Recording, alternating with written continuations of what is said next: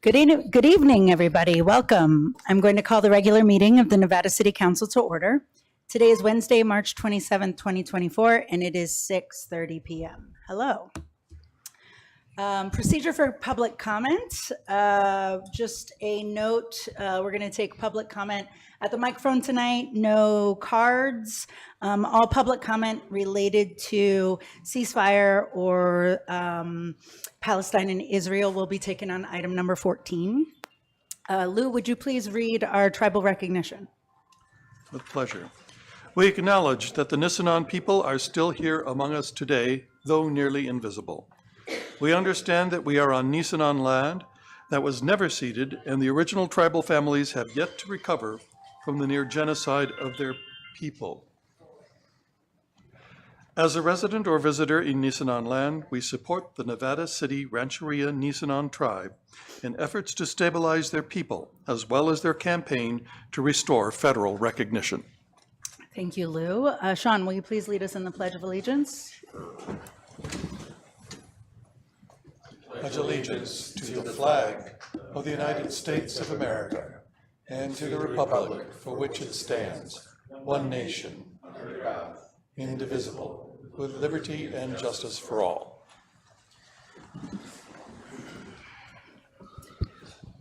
All right. Councilmember Fleming has advised he will not be able to attend the meeting this evening. With that, Madam Deputy City Clerk, please give us a roll call.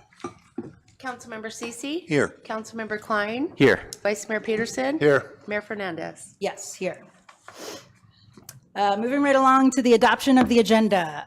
We will be pulling item number 10 from the consent agenda, and it will not be heard tonight, but rather at a future date. I also understand that we will be pulling item 11 tonight. We will not be looking at that. Staff is working with the applicant, and that appeal may reschedule for a future date. Council, now is the time for any agenda modifications. Would you like to make any changes to the agenda, pull consent items, or do we have any recusals to announce? I'd like to pull item 3 for a brief comment. Okay, pull item 3 for a brief comment. Anything else? So just to clarify, you just want to make a comment on it and then we can act on the entire consent calendar? I'm happy to do that. I also have a comment on 3.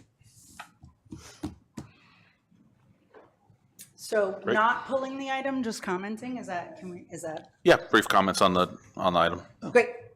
All right, anything else? I move we approve the agenda with the modifications. Excellent. Second. So I have a motion from Councilmember Klein and a second by Councilmember Cece. Those in favor, please say aye. Aye. Excellent. Anybody oppose? Not hearing any. Motion carries.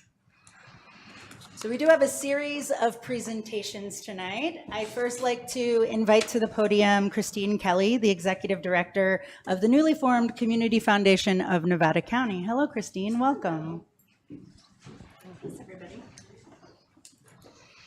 I said podium, but you're welcome to join us at the table if you like. Actually, I've been sitting all day, so standing feels great. I am happy to stand. Can everybody hear me? Yes, fantastic. So, the screen, can we go full screen? Possible to go full screen? Excellent.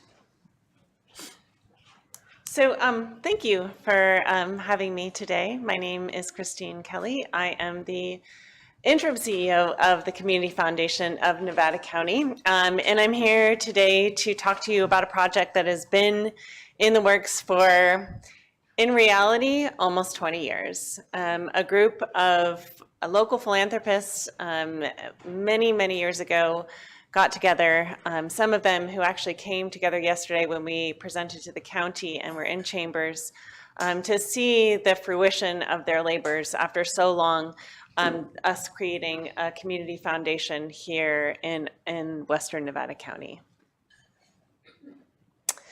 So many of you may know, of course, that your very own mayor, Daniela Fernandez, is on our board. We also have representatives from Grass Valley City Council through Tom Ivey.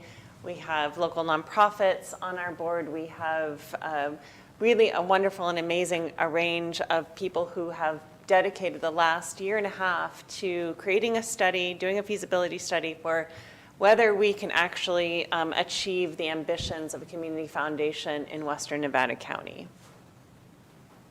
And we can. Oops, that went too fast. So what is it that community foundations do? So they do primarily 4 things. They create a culture of giving. They engage and mobilize donors as participants and leaders in community problem solving, helping them to share not just their money, but also their time, expertise, and networks. They support the nonprofit sector. They offer competitive grant opportunities, also using unrestricted or field of interest funds. They help amplify and support the nonprofit sector through marketing, advocacy, and education. And they can provide investment services for their endowment funds. They also enhance community capacity. Community foundations can build the knowledge and capacity of community-based organizations to achieve their goals through technical and training assistance, coaching, referrals, and other learning opportunities. And they build useful knowledge. Community foundations have firsthand contact with community problems and access to information, ideas, and approaches outside of their local localities. They can spot trends, surface issues, provide analysis, and serve as hubs for community information. So enhancing philanthropy, right? Philanthropy is kind of a big word. We toss it around a lot. Basically, it means that we're all in this together, is what I think of when I think about community philanthropy. Anybody can be a philanthropist. Anybody who has the idea that I can give back to my community, I want to share the things that I have. Many of us are participating in so many wonderful nonprofit efforts here in our community as we stand, but we feel that we can enhance philanthropy in this community and for a lot of money that's leaving the community as well. We have a donor actually who told us recently, look, I've left Nevada County, but my heart's still there. I still want to give to that, back to that community. So the Community Foundation can be a vehicle or an avenue for her to do that. And lest people think that rural communities just simply don't have the assets or they don't have the capacity to grow a real community foundation, I'd like to offer you the example of the Community Foundation of the North State. In 2000, when they started, they had $600,000 in assets. Today, they have over $33 million in assets. They've given out over $30 million in grants and scholarships, and at this point with their portfolio are giving back $9 million a year into their community. Community foundations also strengthen nonprofits. They bring together financial resources of individuals, families, and businesses to support those effective nonprofits in their communities. A fantastic example of something like this happening is that the California Endowment, which is one of the largest endowments, private health endowments certainly in the state, it is the largest, if not even in the country. They had a Building Healthy Communities initiative where they were giving $10 billion statewide through the Community Foundation. $3 million of that funding every year is funneled through the Humboldt Area Foundation and Wild Rivers, a county of about our size that we're often compared to in terms of rural region. And they continue to give that $3 million through their local nonprofits. So that's supporting not only the nonprofits, but also the general community. And they build community vitality, right? Community leadership means you know when to convene, you know when there's an issue, you know when there's something that needs to be stood up, that needs help, that needs a little extra support, that needs a push.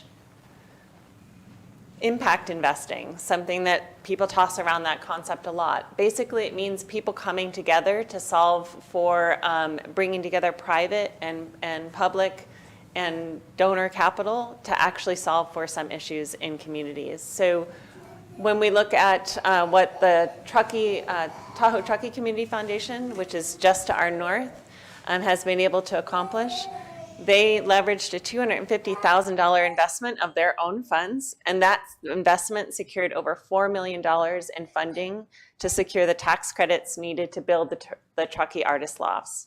That Truckee Artist Lofts provide for moderate income housing specifically for artists in their region, and they also have developed a very bustling retail and tourism enterprise around the artist lofts. And they partner with local government. Local government and community foundations have a shared interest, I think, in the development of civil society. Their collaboration ensures that both public and private institutions are working together towards common goals, avoiding duplication of efforts, and ensuring maximum impact. We've had that happen here in our own community. I was very honored to be a part of the Nevada County Relief Fund, which raised over $1.5 million that served 30 safety net nonprofits, 150 small businesses during COVID, and then 50 families affected by the 2 wildfires in our area. Another place, of course, is we're all looking at climate change, and we're looking at the things that are happening both in our state, but also in our local community, and are concerned around that. Community foundations can play a pivotal role in disaster relief and recovery. The North Valley Community Foundation, which is in Chico, raised over $63 million in relief for the Camp Fire victims. Not only did they raise that $63 million and give that out, but I think even more importantly, they have been there for long-term recovery efforts and want to look at, like, when they look at what does paradise look like, what if something like that were to happen here? Our mission is to connect people, resources, and ideas to build a healthy and vibrant Nevada County. We operate by thinking that we have three sources of capital in our region: philanthropic, public, and private. And when you pull those all together, you create a thriving community. Our process is that we're through our research and discovery, we are through our project design and viability, and we are at our implementation and sustainability phase. Our focus is 3 primary areas: culture, land, and community. And our values are respect for diversity, empathy, trust and trustworthiness, integrity, and equity. We are currently raising funds through our Catalyst Fund for a $750,000 investment that we believe we could leverage to have almost $10 million in impact in Western Nevada County within the next decade. We have received, just as of yesterday, the Nevada County Board of Supervisors approved a $250,000 3-year contract with the Community Foundation, upon which we will take over the Nevada County Relief Fund and also be serving the nonprofit community through the Center for Nonprofit Leadership. Our key partners are the Center for Nonprofit Leadership. Many of you may have heard of them. They've done a lot of trainings in the nonprofit community here.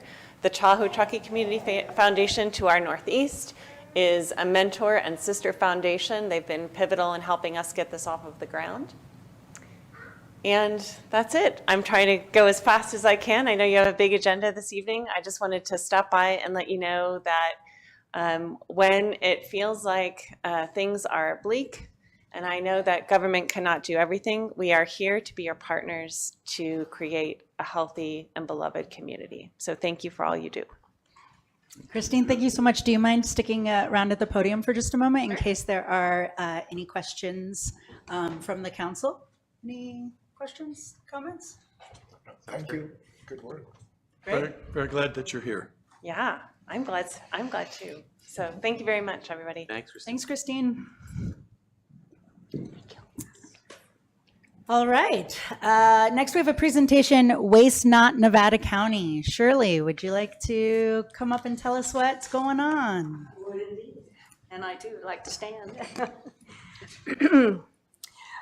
Waste Not started maybe 3 or 4 years ago as part of the Nevada County Climate Action Now. And my own personal passion was plastic, to get rid of it. And so I started working on a bunch of different things. And a few years ago, I went down to San Mateo, and San Mateo was doing an ordinance about reducing single-use plastics, mostly with the restaurants, all the food establishments. And they were trying to get rid of all these little plastic things that people take their food out of it and throw them away. And so I worked with them and saw what they were doing, and they had just passed it. Berkeley had stopped in Berkeley, and Berkeley had been the first one to do this foodware ordinance in 2020, I think.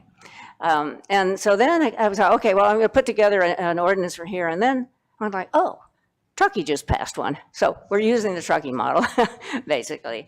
We're changing it a little bit, but our proposition proposal to you all is it's already in your notes. But anyway, it's the single-use foodware disposable reduction ordinance. And it's important to say single use. This is not just all plastic. We need plastic for different things, but the stuff that just gets, taken out, thrown away, and it goes in the trash. It makes methane, it makes litter, it makes problems. That's the stuff we're trying to get rid of. It costs you money as a city, right?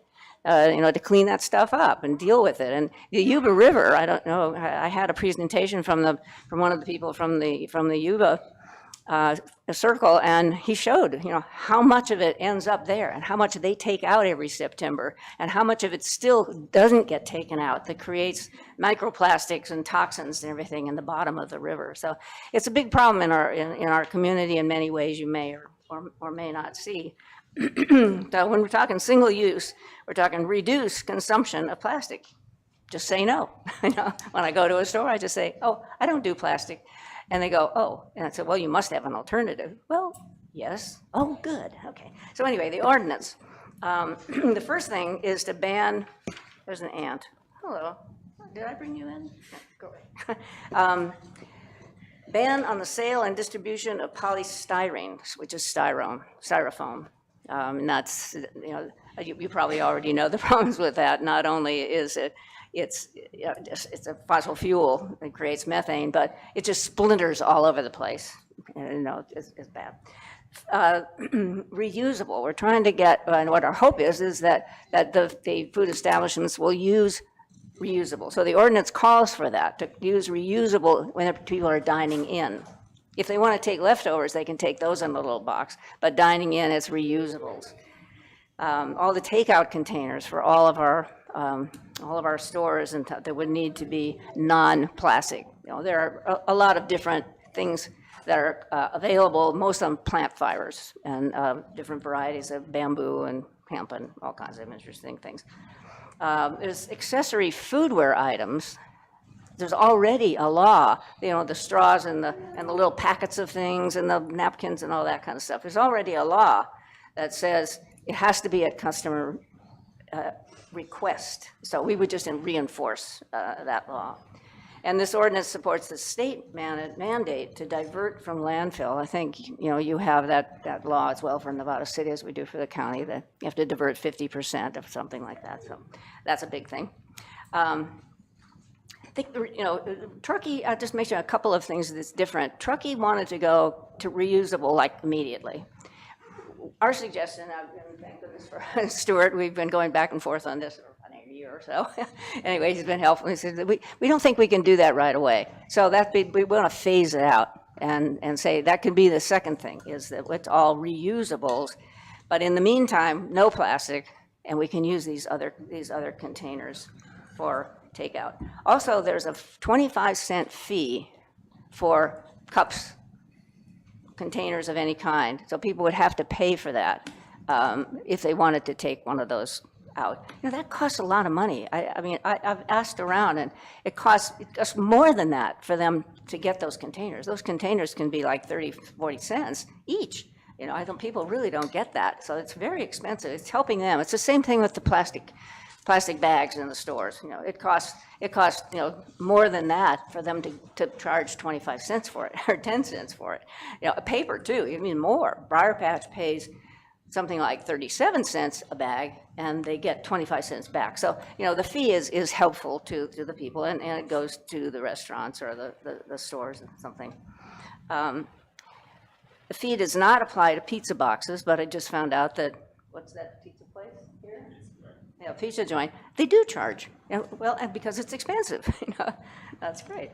I also want to back up a little bit on the reusable, because when I started to talk about this with Shauna, the Three Forks, and we really tried to see if it would work here. And at the moment, it would not. You have to have a certain number of stores in order to do it, to move it around. You can have a way to do that. You can have somebody to wash it. It was more than we could figure out now. That's why we're suggesting it's another phase. So the 25-cent customer fee, and we did, I think Stuart will talk to that, we did put out a little survey. And I think basically people said, well, you know, our customers would probably understand 25 cents. Take out food specifics, chemical-free, plant-based, paper, no plastic. And this is where, you know, I need to just give you an update on the current state of affairs. There's very little that is absolutely, totally certified, compostable, recyclable. In the first place, we do not have a recycling facility anywhere close for plastic. Cal Recycle's very remiss in doing that. But we have SB 54, which by 2032, all packaging cannot be plastic unless it is compostable, recyclable, certified, and they're working on that now. It's not effective until 2032, but in the meantime, we would like to do this ordinance to get it stopped. And this is such a conscious community that we would like very much to have that be a part of us. We think it's part of what the tourists would like, what our visitors would like. It's what they kind of would think of what we might do. So anyway, that's kind of where we're at, and we were suggesting doing phases of enactment like Berkeley does, and I think Truckee did this as well. So you know, the first one is just to this is interesting. Berkeley, the first thing they did was they asked the city to go all recyclable, compostable. So they could be the role model, right? And maybe we get the county to do that. You know, you never can tell. And then you go into the next one where you're charging the 25 cents and so on and so forth. It'll be up to you to how you wanted to put it in. And so that, you know, that's basically where we're at. You know, we have community people that need to be brought in. I certainly want to bring in the business people. And we did have one meeting with the business people, and not many of them showed up, but we did have a meeting with them to talk about it. And we got, you know, understanding about the problem, that's for sure. And then from there it was like, yeah, we can probably figure out the 25-cent thing. So anyway, so the bottom line of this ordinance, which I would like to work with you on to see if we can't get this passed, if we can get this passed, is to reduce the amount of disposable foodware. And that just goes to the customers and goes to trash. That becomes litter. It gives off methane in the landfills. There's a charging fee. We charge a fee, and part of the charging of the fee is to bring customer awareness and behavioral change. You know, it's a cost to the establishment, the city, the planet. What a waste. So anyway, that's what we would like to talk with you about further, having this ordinance for our very conscious city. And I'll be happy to follow up with you in whatever way we can. Thank you. Shirley, thank you so much. Stuart, did you want to add to that? Good evening, council members. I'm Stuart Baker. I'm the head of the Nevada City Chamber of Commerce. And Shirley approached us a little over a year ago. We were very interested in it because, first of all, it's the right thing to do. We feel that just from a waste management perspective, and also considering our brand as a socially progressive and outdoor-focused community, to have something like this. I mean, we oftentimes are similar to Truckee in many of our perspectives, and so if they have an ordinance like this, I think it would be good for us to explore as well. I've worked over the last year very closely with Sean, with our city manager, regarding outreach. We did a survey last July, and it went out to all of our members, and we got only 7 responses. All of them were positive. Also, we had a meeting with the restaurants about 7 months ago, where we brought the coordinator from the Truckee program to explain their program. And so folks had the opportunity to hear that. We also mentioned it today. We had a merchant meeting in the downtown, and yesterday we had one in Seven Hills. We also had a restaurant meeting today, and we talked about the concept again for folks to make sure they understood the details. I'd say the only area of potential, I think styrofoam is pretty much a no-brainer. I think there are only 2 establishments in our in town that still use styrofoam, so I think everyone's pretty much gotten that message. I'd say the 25-cent thing is a little bit a challenge for some folks. It doesn't include things like burrito wrappers in aluminum, etc. But those are all the details that you guys would work out. But that was like the only point of contention. Everything else, people really feels like it really works for town. The restaurants are willing to see what they can do to make it right. And when we look at it also from an aesthetic point of view, we're dealing with, the chief and I today talked about the trash cans that we have to deal with in the downtown and how they really mar the beauty and the aesthetics. So to consider ways of maybe getting to a point where we have smaller cans that are less intrusive. So there's so many upsides to doing this, and we at the Chamber absolutely support it, and we'll do what we can to help. So that's it. If you have any questions, let me know. Great. Thank you so much, Stuart and Shirley. Are we ready to move along? Comment. Do you have a comment? Go ahead. Yeah, thank you for the presentation. Stuart, sounds like you go to more meetings than we do. So thank you. This is really important to consider for a variety of reasons. As Stuart says, the right thing to do. Also, the compliance with the state. The state is so willing to push compliance on it without providing the facilities and the support to meet the compliance.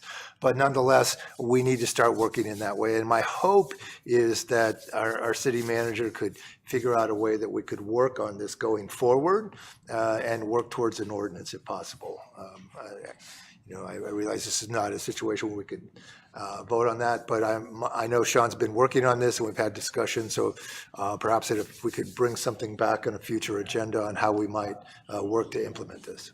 That's my hope. Thank you. All right, moving right along. Next presentation, Grass Valley, Nevada City Fire Department. I'd like to invite Fire Chief Mark Boutron up and Sam Goodspeed. Come join us, fellas.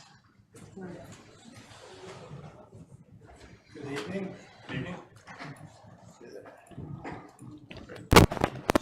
Good evening, council members, mayor.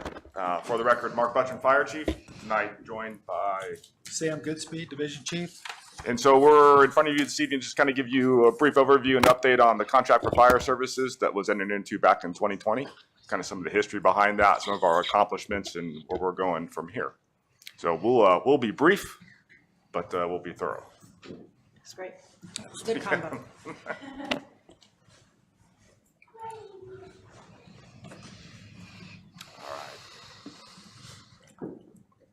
So just a brief history of the services and how they've evolved. This started back in basically late 2017 when Chief Goodspeed and I were sitting in a room one day after having attended some management courses and sat down and did a SWOT exercise or to determine what level of participation that both agencies could form and move on. That started off in 2018 with the Shared Administrative Services. It's to start off as a fire chief. Developed that for several months, went into 2019. Grass Valley reassigned a firefighter in Nevada City to help with some staffing issues. We started to cost share that firefighter in late 2019, and in December of 2020, signed a full contract for services between the two cities, which basically leveraged everybody back into the city of Grass Valley, and we provide your fire protection, EMS, rescue services. Our goals were succinct but pretty basic. We wanted to eliminate duplication, build efficiencies, fiscal prudence, contain future costs, while still providing some full-time representation for the cities and the fire community here in the county. Focus on the challenges and complexities and the increasing roles of the fire agencies and the responsibilities that we have. and integrate some technology into the system to help us be more efficient in the application of our positions in benefit of the community. I'm not going to lead all these because there's a lot there. But basically, I'll just cover a few of these. Part of the process that we did with this contract was to build some resiliency within our system, within our fire system, and we did that. Before, we had some limited staffing issues. After the fact, we're fully staffed. At the time, Chief Goodspeed was not only doubling as the fire chief, but was also a captain on the fire engine. Now Chief Goodspeed is a division chief off the fire engine. We had some hurdles in representation in the county fire system and the meetings, because there's a lot of meetings. You're very much aware of that. You can't be everywhere at once. Well, now with two of us, we can. On the after side there, some of the more poignant things: increased fire prevention, battalion chiefs and paramedics, and we're going to talk about those in a second. So benefits of the shared service: one agency, one vision. Long-term sustainability, like we had mentioned. Service level improvements, we'll cover those here in a second. Some community engagement, we'll also cover that. Fire station improvements, a fleet mechanic, and just representation. Here's just a very few of our accomplishments. We said we wanted to use technology to help improve our service delivery to the community and make our jobs a little bit easier. We've done that with platforms that are report management systems and staffing. Integrated training opportunities and professional developments for our staff. We signed a mutual threat zone agreement with CAL FIRE, which in essence leverages the full weight of a CAL FIRE response, including all the aircraft out of the Grass Valley Air Attack Base into the city. And in turn, we support them on their responses in the state responsibility areas. We proceed in the. Oh, Sorry. He's got the clicker. I'm the guy with the thing. Yeah. You got two screens going on. I was paying attention. I'm reading mine, not looking at yours, sorry.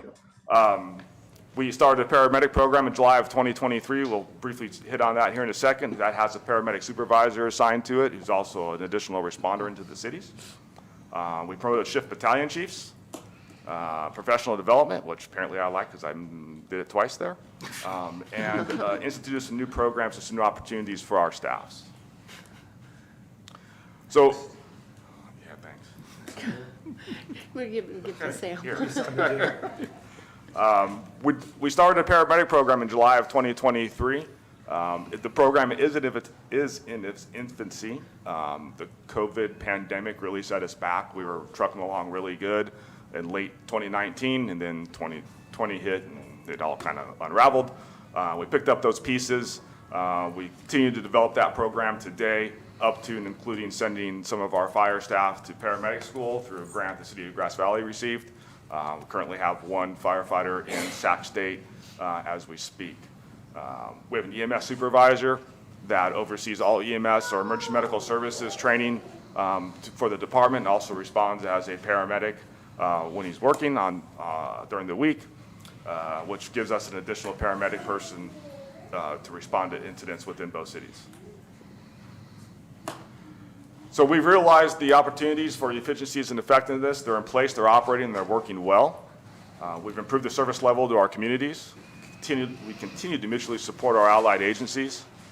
We continue to be a leader in the fire services in Western Nevada County, and we've improved the retention of our staff, which has helped us tremendously in keeping people employed here without them having to go off someplace else and having that revolving door. Battalion chiefs, we mentioned those. In November of 2022, the city promoted 2 additional battalion chiefs. Before, we had 1, and we shared battalion coverage with Nevada County Consolidated. In November of 2012, we felt it was a time for us to have our own battalion chiefs for oversight, for safety, for community engagement, incident command, so on and so forth. So the city went ahead and did that. That battalion chief happens to reside at Fire Station 5 here in Nevada City on Providence Mine Road. That's where he's headquartered out of, but there's 1 battalion chief now on each day, which is just kind of more of the traditional fire service model. Fire Station 5, we've been able to make several upgrades to that facility. We brought in a fiber optics line thanks to Grass Valley Police IT Services for high-speed internet. We have a pending roof replacement, thanks to council and the chief. We have a generator upgrade that's pending, thanks to council and the chief. Replacement of bay doors, so the two red doors you see there, those were replaced a year or so ago, maybe 2 years ago now. The two back doors that you can't see in the photo, those are actually being replaced, and they were working on them today. And then, as I mentioned, the battalion chief is quartered at that fire station. Chief Sam? So prevention, vegetation management, this has been an area where we've been working hard for a number of years, improving how we approach our programs. We've recently hired a community risk officer who's taken over a lot of these programs, has taken the lead on writing some grants for this, is working on the community outreach, having public meetings with our fire-safe or Firewise communities, and meeting with other groups to improve the fire safety around Nevada City. We've done fire management or vegetation managed planning. We were looking at some of the open spaces we have, particularly Sugarloaf, Hirschman's Pond, Pioneer Park. There's Indian Trails where we have some property out there, so there's a lot of work to be done. We have our fuel reduction programs. We hired a heavy equipment operator to run our masticator and our chipper, and I think they've identified priority of areas where they want to do work, and I think that's moving along nicely. Enforcement of regulations, I think we've had rewrites of our hazardous vegetation ordinance the last 2 years, and there's probably going to be another one pending soon as we improve our programs and things become clear of what we need to do. We're collaborating with other fire agencies. We just had meetings yesterday to look at some new software that helps us go out and do these inspection programs, how we track the violations, how we make notifications. When we're doing our land use planning, we just finished our safety element, and we worked closely with Mr. Price, and that outlines some of the future areas and how we'll move forward with developing those areas. And then our community engagement and the volunteerism. I think a couple of you sit on the Fire Advisory Committee, and you work with members of the community to improve the fire safety and address those issues. Next, we have other areas where we're expanding. After 3 years as an alternate, I've become the Nevada County OES Operational Area Coordinator. That means that I work closely with county OES and more recently the state OES. This past month we had heavy rains and high winds.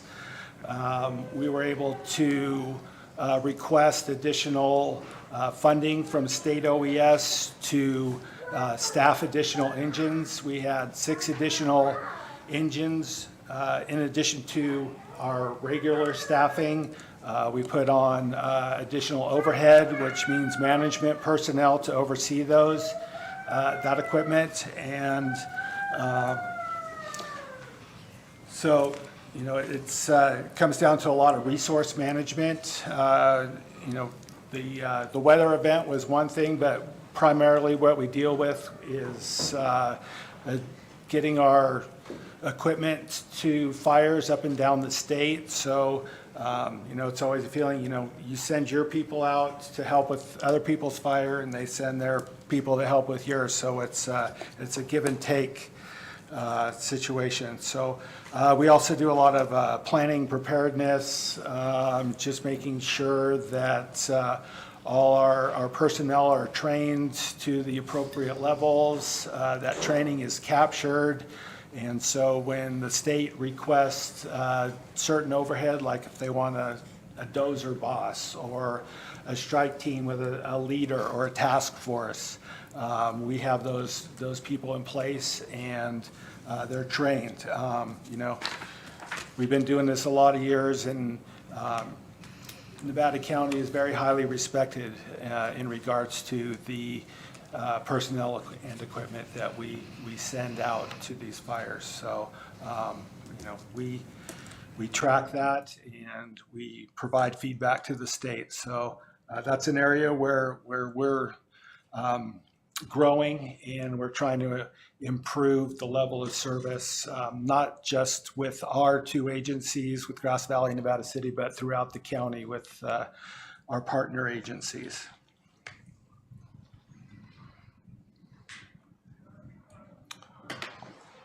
So one of the areas that we tried to hit pretty hard this past year, and will continue to do so in the current year, is public education and events. We saw about 2,809 students last year. We hope to significantly increase that number. A lot of public events, some training, CPR classes, fire extinguisher trainings, and then we joined the Nevada City Chamber of Commerce as well.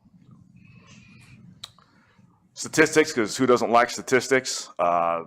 In 2023, we ran 6,025 incidents. That's 7,824 unit responses. So one incident can have multiple units responding to it from our agency. We are the busiest fire agency in Western Nevada County. So we tend to move around quite a bit and keep our personnel busy. Next steps. We just continue our service, build on our foundation that we've had here now for the last 5 years. Focus on community safety. That's the next step slide. That's the continued services. Focus on community safety, innovate, and continue to lead. And with that concludes our presentation. I'd be happy to answer any questions if you have any. I'll add one more thing. We both, they just certified the election today, I believe, and both Grass Valley and Nevada City were successful with Measures B and Measures C. So we're very excited about that. It's going to help with on the prevention side and the suppression side in Grass Valley. So thank you to all of you for your work in supporting that effort. I think we have a bright future ahead of us. Absolutely. Great. Thank you both so very much for that presentation. Any comments or questions from the table? I used to be on Fire Safety Advisory, and now I'm not, so I appreciated hearing the update because I used to get them monthly, but that was great, and the blues harmonica was an excellent touch, just outstanding. Thank you.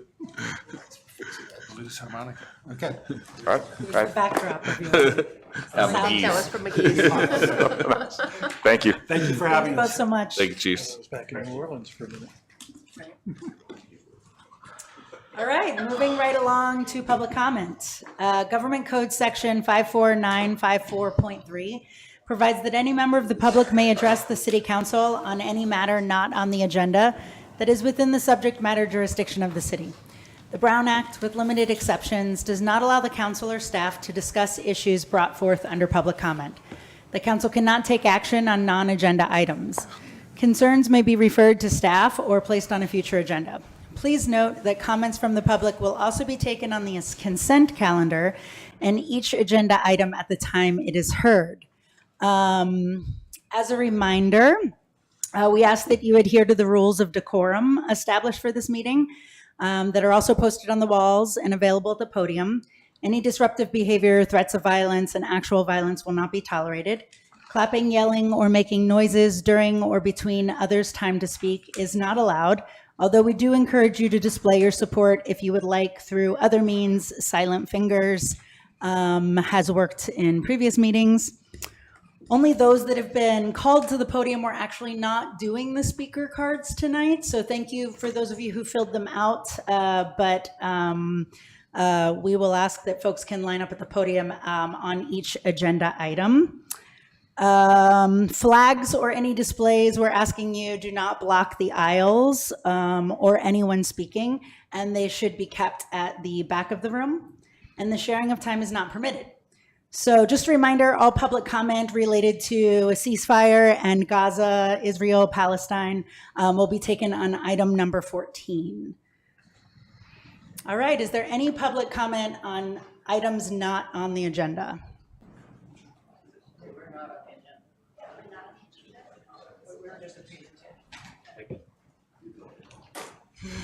Can you hear me? Yeah, feel free to pull it right down. Right There on you go. down. Thank you. Story of my life. So I'm going to channel John Lennon for a second, and I want you to imagine something. What I'm going to talk to you about is the option 3 for the courthouse. And our house is located at 537 Coyote Street. Our bedroom is 6 feet from the proposed property. So imagine that, you're lying in bed and you're 6 feet from the property. If it goes through, imagine the noise and the dust that will impact us and my neighbors for probably 2 years. Imagine the loss of property value that we would incur. And imagine right now, we just heard about this, my husband and I, about 3 days ago. So imagine living with the threat that that could happen 6 feet from your bedroom window. Thank you. Thank you, Peggy. Hi, my name is Louise Beasley, and I live at 330 Alexander Street, which is sort of in the middle of the block further down. But I have a vision of these, looking up the ridge and seeing these towering buildings over me. But really more concerning than that, I think, is it's a quiet street. A lot of people walk on the street, walk dogs, walk children. There are no sidewalks. There's not much traffic now, except when there's a big event in town going on. But I'm concerned about the traffic, people overflow, people from the courthouse and other facilities there looking for places to park. I just feel like probably of the 3 alternatives, of course I'm prejudiced, but it seems like the less reasonable one being on our side of 49. So I'm just hoping that, I know you folks don't have the ultimate say, but you do have some influence, I'm sure. So I hope you'll take the fact that it's a very quiet neighborhood. I too am concerned about property values. I've never been a NIMBY kind of person, but I guess this time I'm going to be one, and it still will be in my neighborhood, but a little distance from right there on top of us would be very much appreciated. Thank you. Thank you, Louise. Hi, I'm Bob Wright, 537 Coyote Street, Peggy's husband. Very briefly, because I got a reply to the emails that I sent you in opposition to number 3, and Sean recommended, which I'll take your advice and speak on the April 2nd at 5:30 meeting. But tonight, I just wanted to introduce a couple of concepts that you might consider. I know you have a strategy that has basically delegated this to another group, and thankfully they're doing a good job, and we'll speak to them on April the 2nd. But I think, in a nutshell, I think it's possible you might be reconsidering your strategy, where when you see a stupid idea, you don't wait months to respond to the stupid idea. You just say, it's a dumb idea, this will not work in this community, and you should be prepared to remove it so that you don't bring the community to an unnecessary sense of angst. Thank you. Thank you, Bob. Good evening, council members. My name is Linda Valente, and I work, shop, eat out, and recreate in Nevada City. I'm Linda, here. do you mind just pulling the microphone? Oh yeah, up of a bit? course. Sorry. It's okay. Is that better? Yeah. Yes, Okay. thank you. I'm here in support of developing a zero-waste foodware ordinance in Nevada City. As many of you are aware, plastic pollution is a major global environmental and public health concern that impacts us here in our own community. Just some of the effects of plastic pollution are that it's a threat to the health of the local watershed and its wildlife. It creates an unsightly natural environment in our towns and trails, which discourages recreation by locals and visitors. A favorite weekend activity of mine is to hike in our local trails, especially along Deer Creek. And I have yet to complete a hike without picking up several pieces of plastic trash, usually cup lids and food packaging. Plastic pollution creates a threat to public health in our community, leading to rising healthcare costs and a drain on the workforce. It results in rising costs to our community in terms of solid waste management, as others have mentioned. Beyond the hazards posed to the environment, wildlife, and human life, the entire life cycle of plastics creates significant carbon footprint and is a substantial contributor to global greenhouse gas emissions, exacerbating climate change and leading to more frequent and severe climate-related disasters such as drought, wildfire, and flood. Adopting climate-friendly solutions such as a zero-waste foodware ordinance will help our community play a part in reducing plastic pollution and mitigating climate change. Businesses will likely find that the transition from disposables to durables will result in overall cost savings, as well as enthusiasm from customers who want to see their local businesses do the right thing. Last year, Waste Not conducted a survey of local eateries in Nevada City and found that most food-related businesses were already trying to reduce their reliance on single-use plastics, trying to reduce their carbon footprints. And I know that with the right support, they will embrace a zero-waste foodware ordinance. Thank you. Thank you, Linda. And just a note, because I didn't mention it before, public comments are 3 minutes. Your timer is up here if you want to keep track with us. Hello, City Council members, Mayor, Vice Mayor. I'm also in support of the ordinance, copying the ordinance from Truckee, frankly, that Shirley presented on earlier. They both, Shirley and Linda, already outlined the many great reasons to do this. I want to point out that we're sort of, all the presentations to me go together because our leg of it is, preventing fires, preventing the Community Foundation from having to fund disaster relief. If we get on board with these measures to reduce plastic, then we're keeping it in the ground and we're not destroying our environment with single-use plastics. So it's all related, and I hope that you guys will adopt an ordinance. And I had another one that I was going to speak to, and I've forgotten. I should have written it down. But thank you so much for your time. Thank you. Hi, I just want to say that I think that total fire suppression is a losing strategy for wildfire prevention, and it's culturally inappropriate for this bioregion, and I think it's ecologically inappropriate, and I think mechanized fuel reduction is unsustainable given climate change, and we should be looking into bringing fire back in some way to reduce the fuels that will accumulate and will catch fire eventually. Thank you. Hello, I'm just making a comment that the Agenda 14 does not contain the word ceasefire or genocide. And so I'm calling for this council to place a ceasefire resolution on the agenda. Thank you. Thank you.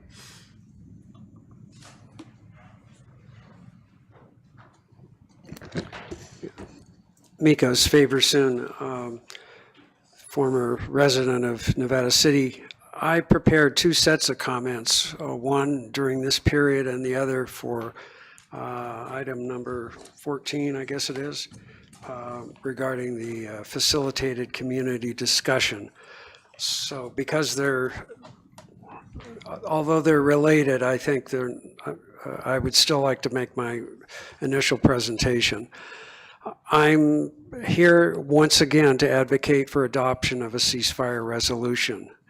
This is not a conflict, it's not a dispute, it's not a war, nor merely a tragedy, but it's a genocide, And that's been confirmed by the UN Special Rapporteur in her report on Tuesday of this week, 2 days ago, titled Anatomy of a Genocide.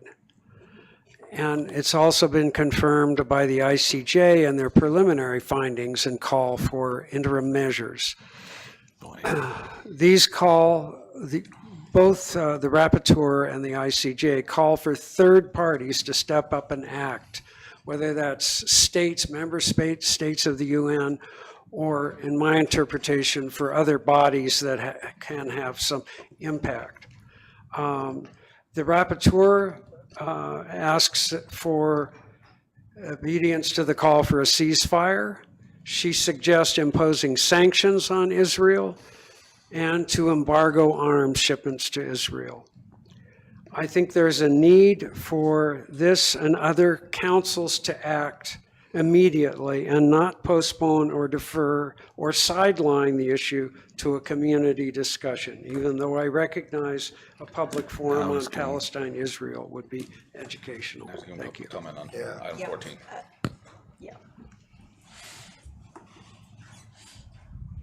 Hi, Steve Hillis. I live next door. I'm 40 feet away. That's my living room.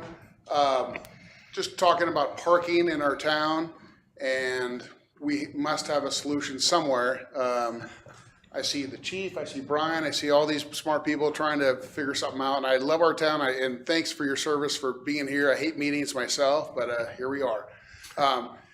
Moving forward, if we could get a better parking solution in our town, I think that would be a win-win. So I don't know what it is, but there's my 3 cents. So 2 plus Awesome. 1. Thanks so much, Steve. Thank you. May I use my couple minutes that I had left? There's no way to track, and yeah, sorry. Yeah. Good evening, Council. I just want to reiterate a comment that a previous person had said about how ineffective total fire suppression would be in this community. Certainly, Indigenous stewardship and Indigenous knowledge says that, especially in an ecosystem like this, fire has its place and is ecologically beneficial, and that we should absolutely be working towards returning the land to Indigenous stewardship. Thank you. Thank you, Charlie. For folks who commented on the courthouse this evening, thank you so much for your comments. As Bob mentioned, site selection for the new Nevada City Courthouse is a process of the Judicial Council of California. We participate in their project advisory committee, and we have our own courthouse ad hoc committee. And that group is meeting, as Bob said, Tuesday, April 2nd at 5:30 here at City Hall. And please come back. They'd love to hear your input there, as well as they will be sharing that input with the state. So thank you for that. All right, consent agenda. All items listed under the consent agenda are considered to be routine in nature and will be approved by one motion. There will be no separate discussion of these items. Before we take action on the consent calendar, we will hear any public comment on consent calendar items only, including any requests to pull consent items. Do we have any public comment on a consent item? And this would be minus number 10, which Right, was. correct. So minus number 10. So we're looking at items between items 1 and 9. Anyone in the public? Okay, Councilmember Cece, I know you wanted to make a comment on item 3 before we vote, and Gary, you as well?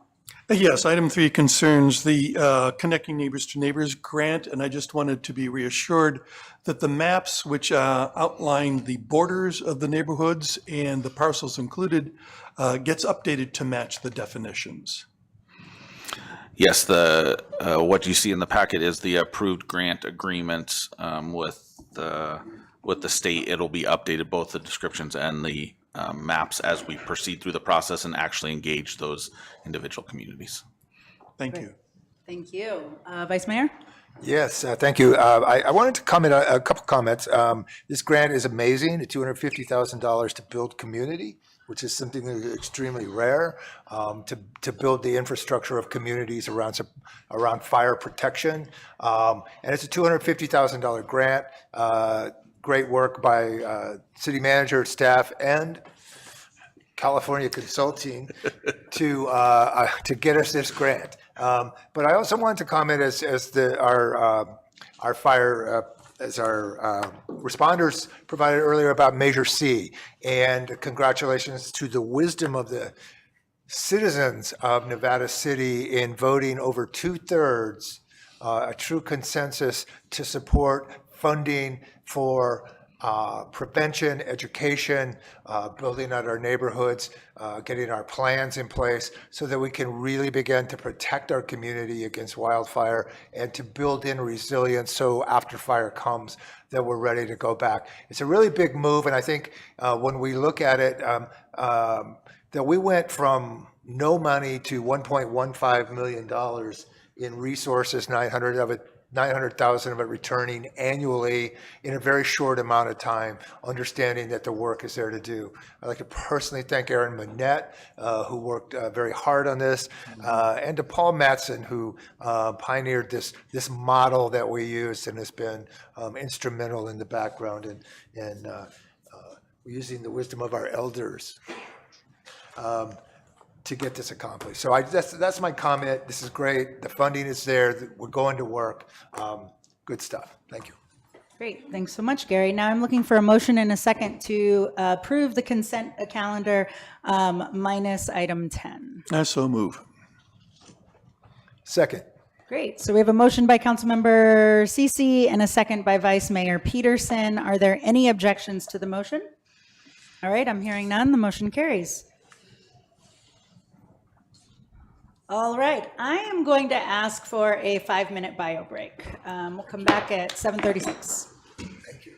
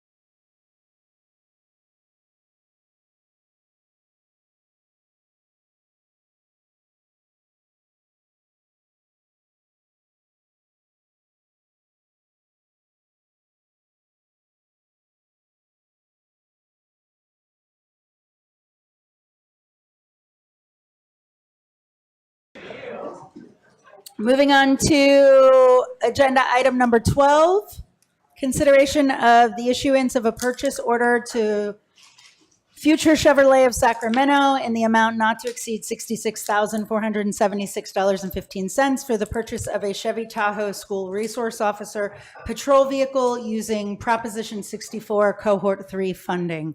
Sean Mason, Mr. Lieutenant, let us know all about this, please. Okay.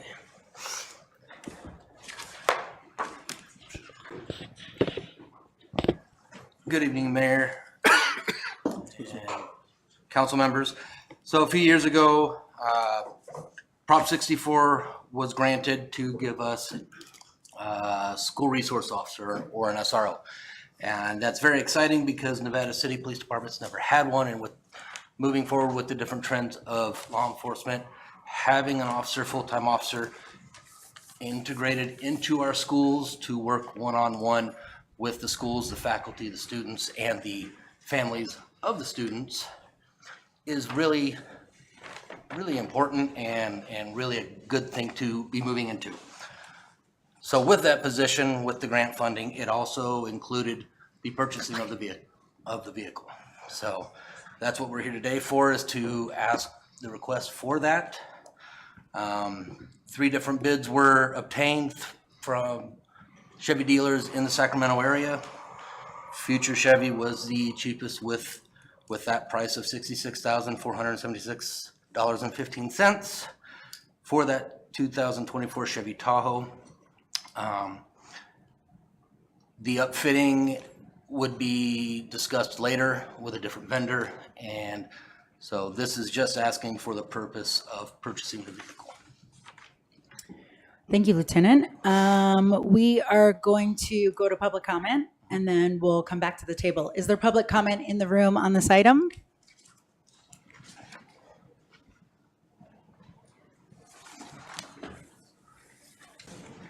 Hi, Council. I think that having police in schools is a terrible idea. I believe that we should not be allocating funds to having a police vehicle I believe it would be at elementary schools. We don't need more police in our schools. Don't see how that would help the learning environment or safety. I would request council to defeat this item and not allocate $60,000 towards something that is not really going to help anyone. Thank you. Thank you. Hello. I also don't support this purchase of this vehicle. I do believe that police in schools are just the instrument for the school to prison pipeline. They don't make schools safer. We've seen lots of evidence of that, like in Uvalde. And also the 2 schools that are in Nevada City are actually like walking distance to each other, so I don't know why a vehicle is needed. And there was someone else here commenting who lives downtown that was saying that parking is already an issue. So I can imagine, I don't know if it's going to be parked at a school or if it's going to be parked somewhere along this way because there's limited parking. So I do not support the purchase of this vehicle. Thank you. Good evening, Council. Diana Gamzon, Executive Director of the Nevada County Cannabis Alliance. And I just want to acknowledge where this funding is coming from, which is from the Prop 64, which is funded from the 15% cannabis excise tax. So seeing full circle, us here from the, I don't know if I acknowledge, I'm the Executive Director of the Nevada County Cannabis Alliance, but seeing full circle cannabis tax dollars come back into our community to be used in a way that benefits our local schools is really exciting, especially when way back when we first started talking about regulating cannabis, one of the benefits was that our community was going to start seeing tax dollars come back into our community. So I know that our local cannabis industry is really grateful for the partnership that we have with the city. And so we're happy to see this continue to move forward in terms of benefits to our community here. I also just want to acknowledge today that the election was certified. So congratulations to council members Peterson, Fleming, and Mayor Fernandez. Thanks, Diana. Hello, City Council. I do not support this item voted on. I was at the Grass Valley City Council yesterday, and the attorney who was representing that organization actually very much stated that the funds would be distributed into recreational activities that benefit the community as a whole. And this sounds like a far cry from the definition of recreational activities.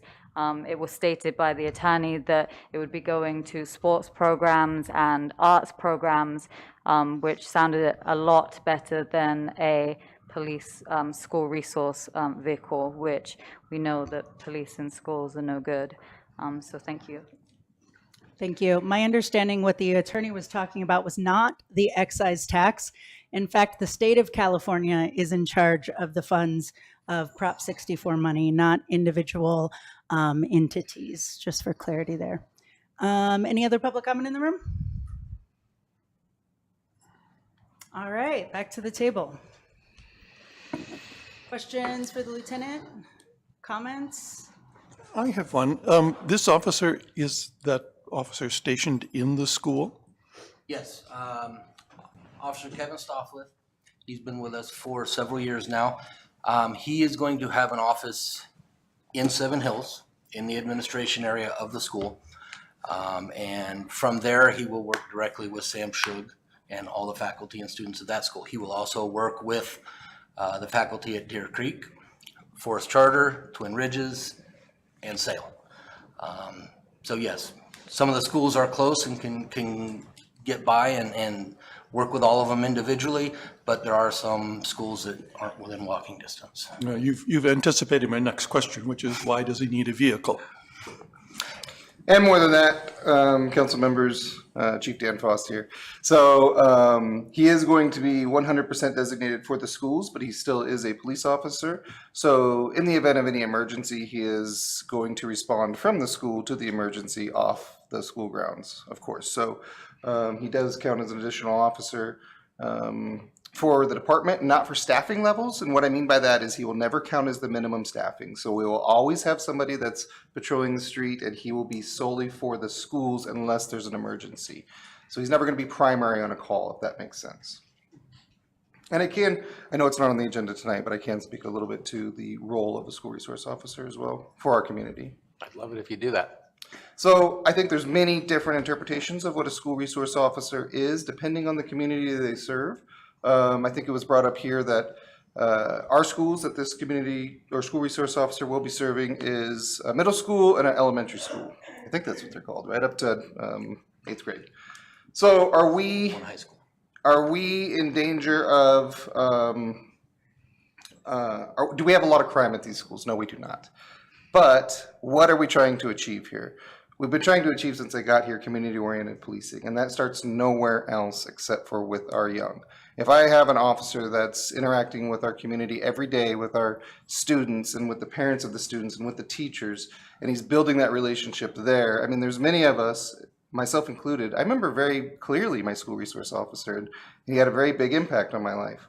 When we're talking about community-oriented policing, there's nowhere better for it to start than in our schools. We are taking a little bit different approach than some other schools. He will be uniformed 2 days a week in the same uniform that I'm wearing now. He'll also be wearing more of a plainclothes approach 2 or 3 days a week. That is, again, to make sure that we have some of that more approachability for the officer so that people understand, hey, he's here to communicate with our students and our young.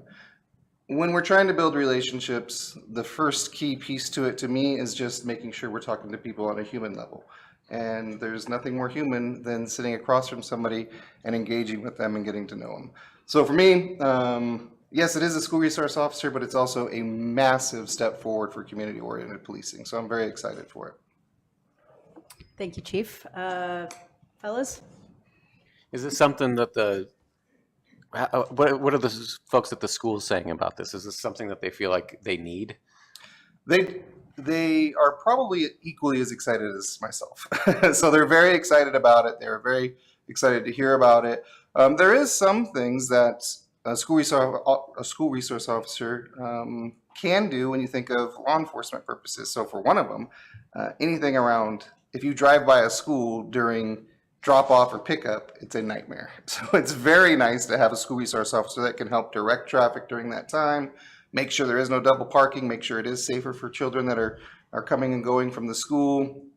All those things that we can't designate somebody for that every day of the week right now. A school resource officer can focus on that. If there is somebody that's struggling a little bit and the parents are having difficulties and need some guidance, a school resource officer can assist with that.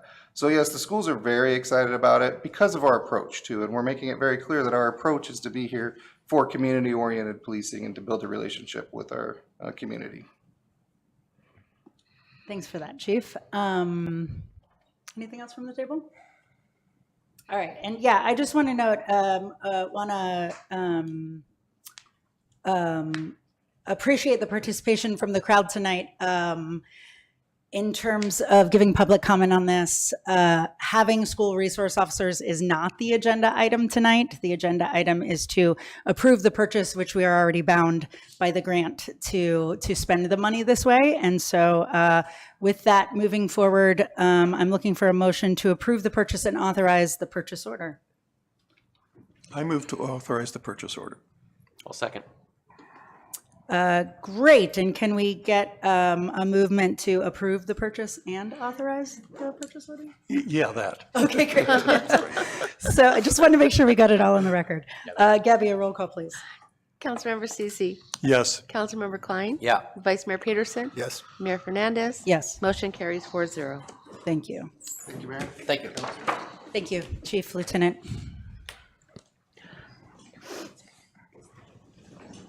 All right, item number 13, consideration of selecting the 100% renewable sourced green 100 product for electricity sourced from Pioneer Community Energy for city electricity accounts. Sean Grayson, take it away, please. Thank you, Madam Mayor. As you know, the city joined Pioneer Community Energy, JPA, in January of 2024. We did all the work to join them earlier, but we're officially transitioned as of January. They're providing city residents and businesses with an alternative to PG&E for electricity generation. PG&E still does the transmission, so the power poles, the power lines, but the electricity is purchased and sold to you by Pioneer. Vice Mayor Peterson is appointed by the council to the Pioneer Governing Board, and Councilmember Cece is the alternate. Sorry.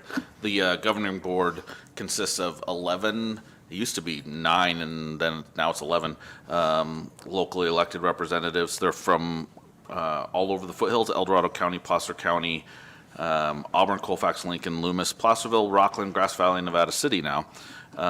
So we have a seat on that board. It is a governmental JPA, so there are no shareholders, there's no profit, so it allows for lower rates, and we have a seat at the table for setting the rates.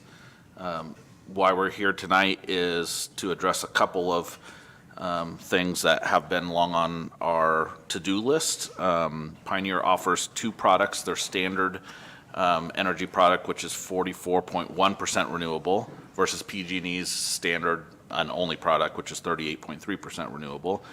So about a 6% increase in renewable energy sourcing. But Pioneer also has something called the Green 100, which is 100% renewable sourced electricity. In this case, they publish where it comes from on an ongoing basis. Right now, it's 21.6% hydroelectric, 28.4% solar, and 50% wind. Not on that list is biomass electric generation, but I think that is something that will be coming to this area at some point. It's something that the county and us are involved in discussions on. There is so much green waste that goes to the dump or to other places or gets hauled to Lincoln to be burned to make electricity. There's got to be a better way than burning all that diesel fuel to haul that down to Lincoln to burn it to make electricity that does no good to Nevada County. But I digress. Someday you'll add a 4th item to that list, I have no doubt.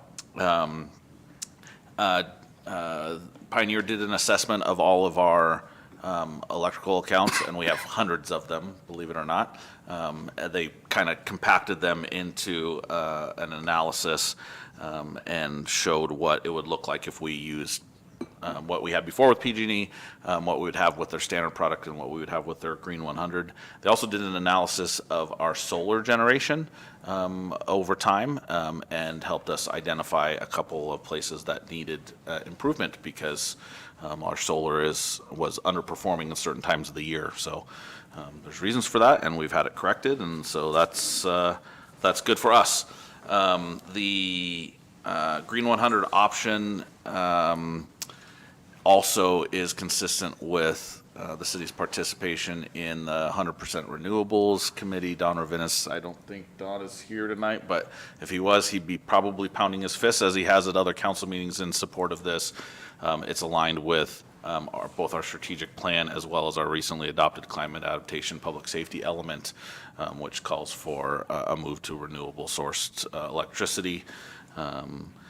And so the savings, if we went to their standard product, is a little over $14,000. If we go to the 100% renewable energy, it's still a $6,000 savings versus PG&E, but being 100% renewable. Gina Stasi-Vanacore from Pioneer is here with us tonight. Hi, Gina. That can answer any technical questions you might have, and of course, Vice Mayor Peterson can address any governance questions. I don't mean technical like like electrician technical, but about Pioneer and their outreach. Obviously, Vice Mayor Peterson can address the governance issues. But with that, staff would recommend that you approve the selection of the Green 100 for all of our city accounts. Great. Thank you so much, Sean. Any public comment on this item? All right, bringing it to the council. Gary, what have you got to say, sir? Sure.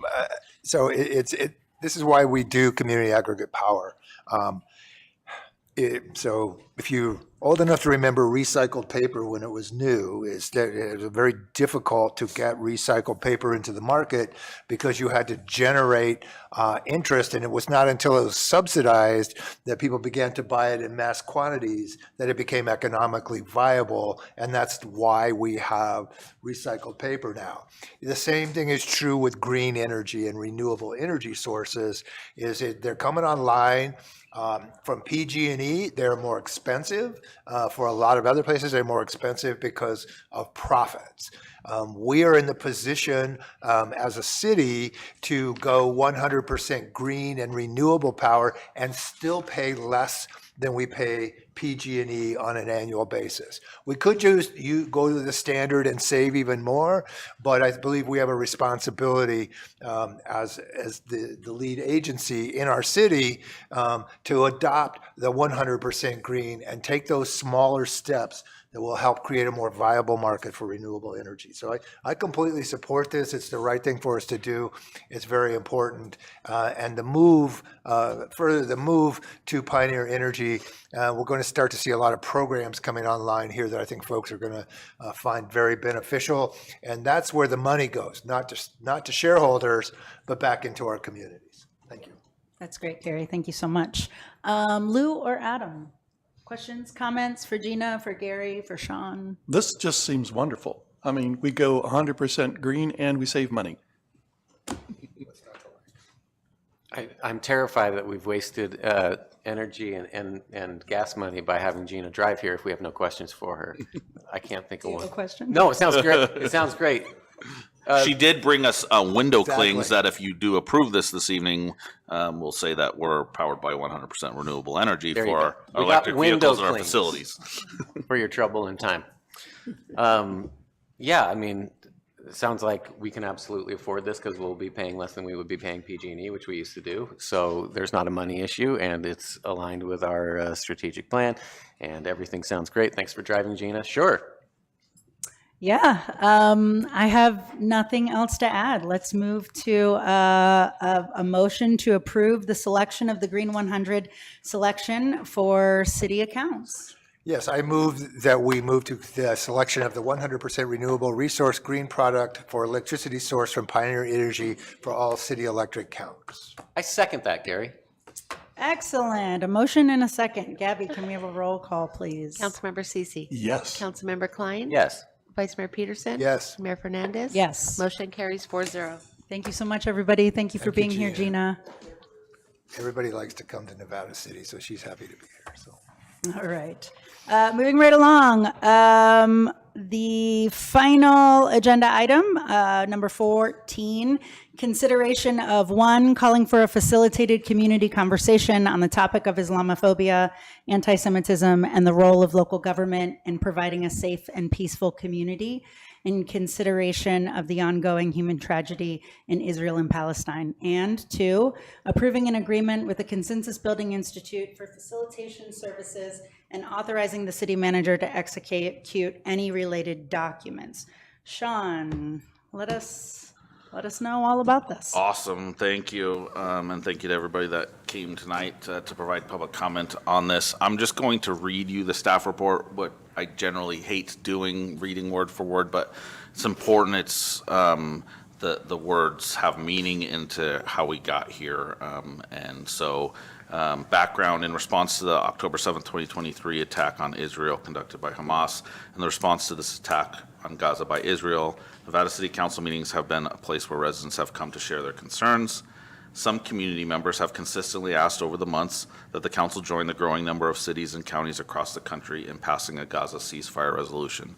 Other community members have asked the council not to weigh in on geopolitical issues and, quote, stick to the business of the city, unquote. Similar to other cities and counties faced with this situation, Nevada City and its environs have experienced an increase in anti-Semitism, Islamophobia, and all of this contributing to a sense of unrest in our community with people feeling targeted and unsafe. The current situation is that council members have spent significant effort determining how best to move through this complex situation while honoring the needs of our entire community, recognizing the limitations of having meaningful dialogues within the traditional structure of government meetings. The mayor and vice mayor are proposing that the city council support an alternative structure that calls for a facilitated community workshop focused on the role of local government in providing a safe and peaceful community in consideration of the ongoing human tragedy in Palestine and Israel. The meetings will be jointly hosted with elected officials from the cities of Nevada City and Grass Valley, as well as the Board of Supervisors for the County of Nevada, in addition to any other willing community members and participants. The meeting would be intended to inform future decision-making by our local government bodies on the topic, each having their own process thereafter. By moving in this direction, opportunities will be provided for perspectives on all sides of the issue in a safe space for open dialogue. This opportunity would also allow elected officials to close the gap between what the local government knows and understands about the situation's impact on our local community and what it does not know. This knowledge gap impedes an informed decision on the right course of local government for our community.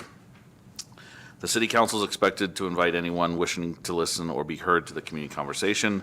The goal is to conduct this meeting in April. However, this is not a firm date. I will not read from the staff report here and note that the attachment to the staff report had a template for timing, which is not accurate.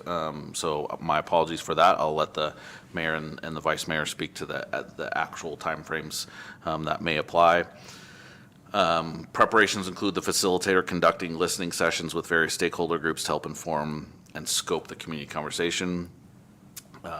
The agreement with the Consensus Building Institute, through a series of contacts, the city has worked with the Consensus Building Institute, or CBI, to secure the services of a highly qualified and experienced facilitator. CBI is a nonprofit organization founded in 1993 that works with leaders, advocates, experts, and communities to promote effective negotiations, build consensus, and resolve conflict. Dorit Price-Levine, a CBI employee, will facilitate the community conversation. Her scope of work and brief biography are attached to the staff report that is online or in the room if someone would like to read it in the book. The request action will authorize an agreement with CBI in an amount not to exceed $30,000. We would anticipate being reimbursed 2/3 of that cost by $10,000 participation from both Grass Valley and the County of Nevada. And I said earlier that I understand the dates are wrong. My apologies on that again, and I'll hand it back to the mayor to address that and the remainder of the item. Yeah, just a quick note to address the unfortunate typo that said June, July. It will be April and potentially May. So that is definitely not accurate, just for clarity. And then I'm eager to hear from the community. Then we'll come back to the table afterwards. Public comment on this item, please.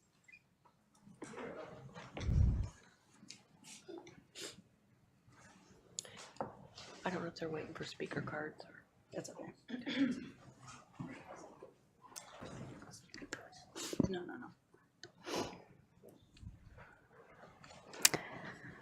The Israeli government is daily violating international law, humanitarian law, and committing war crimes. This week, Francesca Albanese, international lawyer, scholar, and former UN official, declared, following months of investigation and research, that the Israeli government has, in fact, enacted 3 calculated counts of genocide upon the indigenous population of occupied Palestine.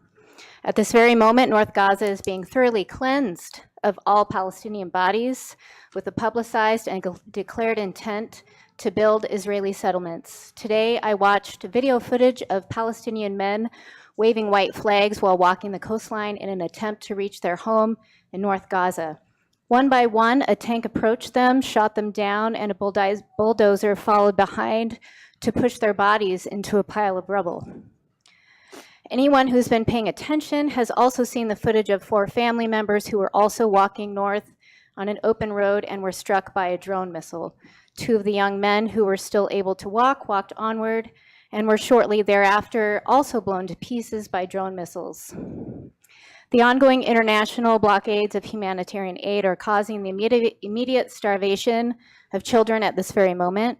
Hundreds have already died of malnutrition, and in the coming weeks, there will inevitably be thousands.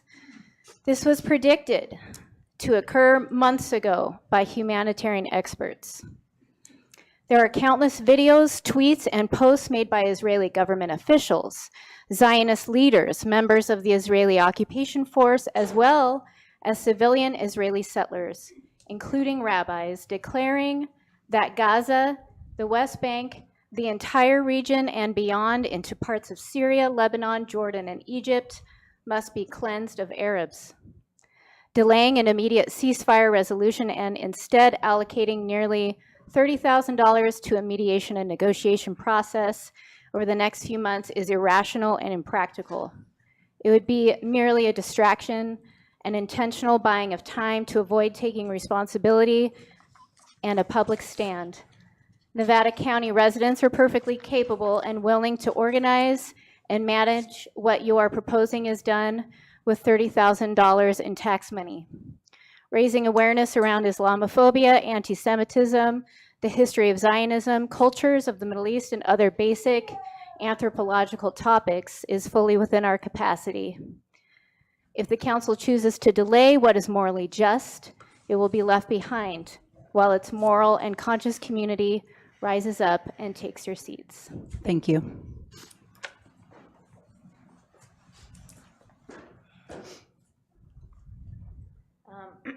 I do not support a facilitated community meeting. I just want to state real quick that I've heard that Gary doesn't listen to us if we're reading from our phone.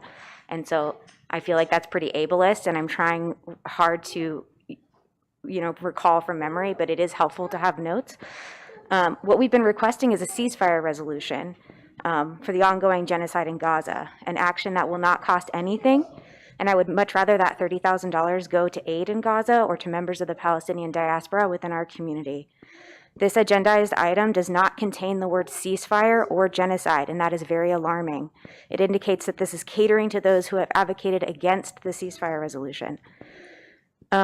This facilitated meeting platforms and normalizes and validates the beliefs of those who are denying genocide, which is incredibly dangerous precedent to set for our community. This is exactly the opposite of our position. This is everything we have been working and standing against. I have a lot of questions about this meeting. Who's going to be invited? Why them? Is this meeting coming about because of our ongoing efforts? And yet it is unclear if more than one of our coalition members will be allowed to be present. It seems the efforts that our efforts are being used in a way that is quite opposite of our mission. If this meeting occurs, will there be members of the Palestinian diaspora present? Because if not, this meeting shouldn't happen. But asking them seems extremely cringe, like extremely dangerous. I don't know how you're gonna like create that relationship and make them feel safe. I mean, from a racial justice lens, asking Palestinian diaspora people to sit at a table with Zionists seems like an absolute nightmare. And I don't want our community to do that to anyone. And if those people are asked to participate, they should be compensated for their labor and for putting themselves through like an emotionally tragic situation.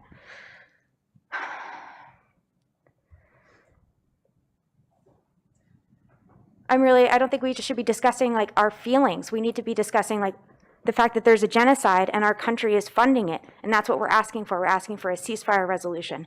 The moment has passed, actually. Like 6 months ago, we were trying to join the 70 plus cities across the country that were asking for this because our Congress members were not listening to us.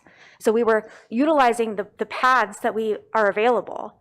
And when the Congress members aren't listening, we're here. Yet this has been getting kicked down the road, and now we're getting a community meeting that's going to cost $30,000. That's like absolute everything opposite of what we've been asking for. So I do not support this meeting. And I have lots of questions about how people are going to be kept safe during and after, and how those relationships are going to be like cared for. Thank you. Thank you.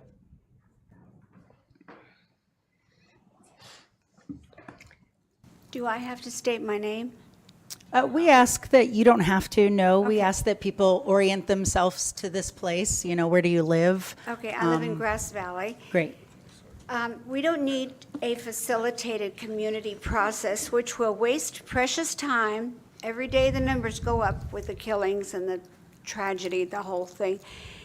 Waste $30,000 or nearly $30,000, accomplish nothing, and it will not meet our demands. All we want is a ceasefire resolution and declare that we stand against this genocide, which only continues to get worse.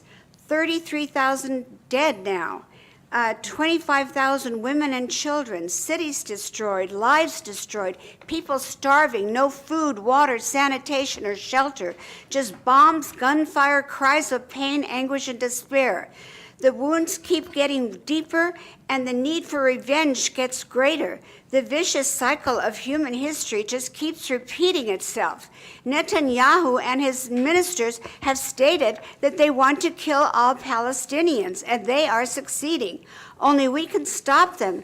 And sitting around in city council meetings accomplishes absolutely nothing. We have no time. All we demand is a resolution for an immediate and sustained ceasefire. If we have enough money to spend on needless meetings that would only enrich the facilitators, let's send that money to the Palestinians. What a wonderful example to the rest of the country that would be. Thank you.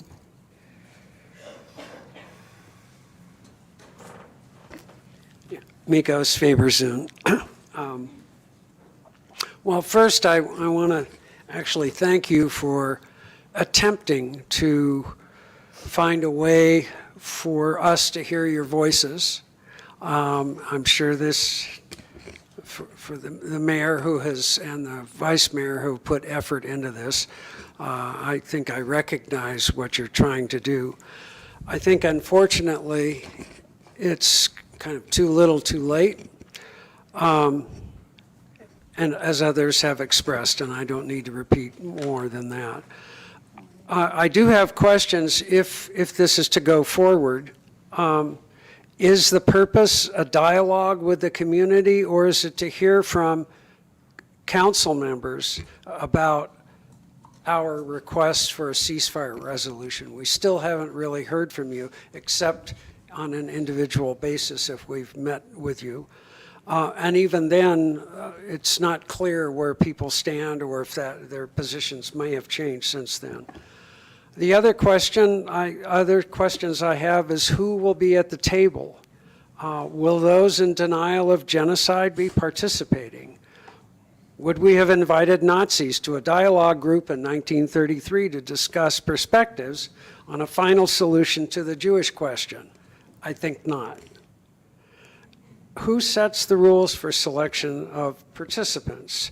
or the number of participants from a group, or for that matter, the facilitator. Perhaps before going forward and hiring this particular facilitator, there should be some discussion about the credentials and perhaps other facilitators who might be worthy of consideration.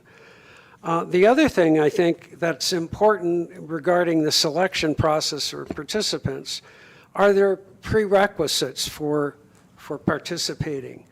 I would suggest there should be, such as agreeing or signing a declaration that you uphold the Constitution and the U.S. Bill of Rights, the International Bill of Human Rights, a part of which the Universal Declaration of Human Rights is one of the documents, international laws and conventions and resolutions by the United Nations, whether it's regarding racism, anti-Semitism, humanitarian law, and human rights law. I think that should be a requisite.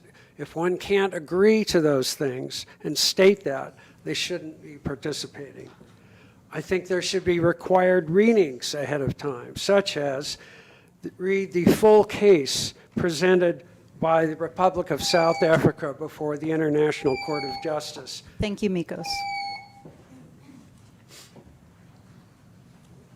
Hi, my name is Jeffrey Gottesman. Can you hear me? My name is Jeffrey Gottesman, and I'm here representing Jewish Voice for Peace and also the Peace and Justice Center of Nevada County.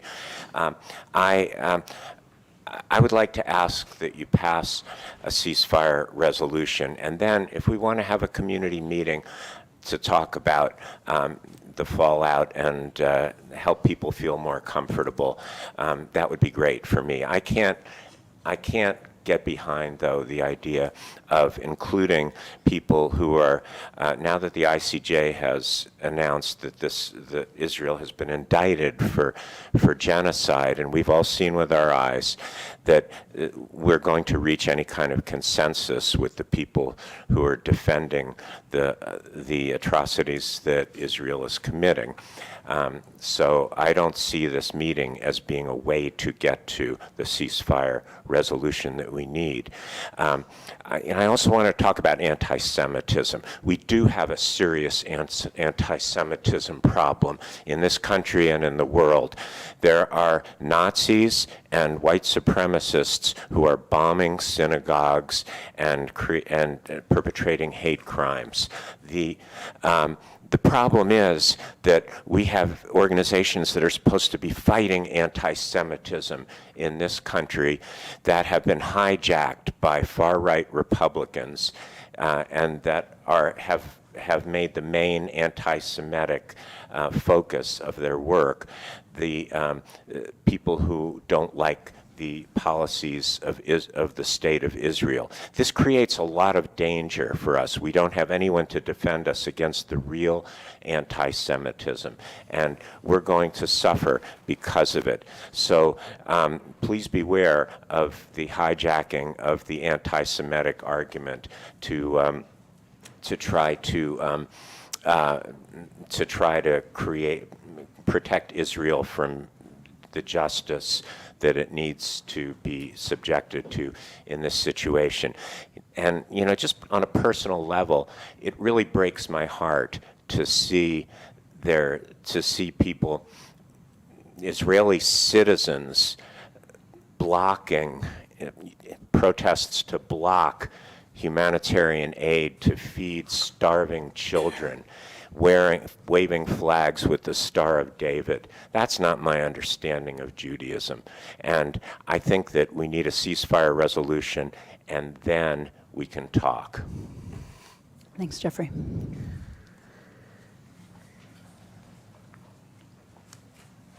My name is Brian Fry. I live in Grass Valley, but attend church here in Nevada City and drive school bus sometimes for Nevada City schools. I think my statements are largely in agreement with other people. At this point in time in the world situation, in the Gaza situation, a kumbaya moment for all of us to come together and agree or understand each other is something that needs to happen after we've achieved a ceasefire and after the United States, our government, I mean, all of us here are part of the United States, have stopped sending bombs that are bombing people. And we stopped having to send humanitarian aid in one set of ships or planes and bombs in the other. So it's just impossible for me to consider that right now we sit around and just talk about why Israel's right or why Palestinians are right or understand, make sure why I feel unsafe or why somebody else feels unsafe in this community, when the reality is right now, every day, every moment, there's more atrocities going on. And also at this time, we're being, unless you're tuned in to certain kinds of media, it's being hidden from us. The pictures are not happening. The kind of personal stories are not happening for most of the public. We need to stop the bombing, stop the sending of military aid, stop the starvation. People are not just starving, they're being starved, and we are part of that. So it's one of those times when it seems like we have to move beyond our normal sense of what a city council can do or what a county government can do or what a service club can do or what a church can do. All of us have to say genocide is wrong, ethnic cleansing is wrong, war crimes are wrong, and get that done. And then let's talk about how we felt about it afterwards. $30,000, I think, is a waste of money at this point in time. Everything that happened from the land acknowledgement to every agenda item has a close relationship to what is going on in Gaza right now. Fire protection, philanthropy, all of those things. Thank you, Brian.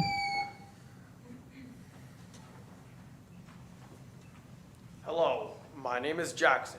Today, I stand before you not just as a kid, but as a voice for the innocent children of Gaza who are facing unimaginable hardship due to the ongoing conflict. I urge you to consider the importance of a ceasefire resolution for the sake of peace, humanity, and for the future of our world. In Gaza, violence and conflict have become a part of daily life. There are approximately 17,000 children who have lost their parents. These children are not only left orphaned, but they are also robbed of their childhood, their security, and their hope for a better future. As a kid myself, I cannot imagine the pain and suffering these children must endure every day. Food insecurity, malnutrition, constant bombardment and displacement, brutal violence, and the death of friends, neighbors, and family.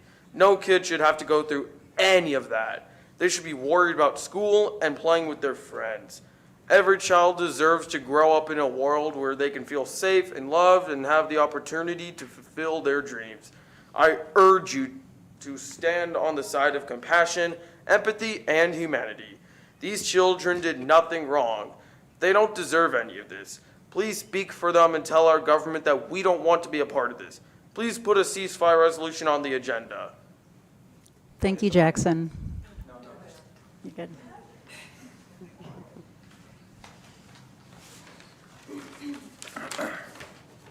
Hello, my name is Nick.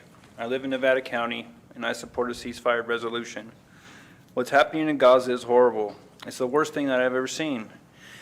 And I'm not really sure why we're discussing if we should put a ceasefire on the agenda. It kind of seems like a no-brainer. I don't think we need a $30,000 meeting to discuss if a genocide is bad. We should absolutely be calling for it to stop and to let these people live. The number of civilians and children being killed is unacceptable. I don't know how anyone can look at what is happening over there and still defend Israel. I want to live in a city that stands against this kind of cruelty. I think about these people all day. Every time I drink clean water, put on clean clothes, or sleep in a comfortable bed, knowing that these people are suffering in the most extreme ways. I feel a tremendous amount of grief. I think anybody with a shred of humanity and empathy would. So I ask you to please put a ceasefire on the agenda and cancel this meeting you guys have planned. It sounds like a waste of money for a conversation that doesn't really need to be had. Thank you. Thank you, Nick.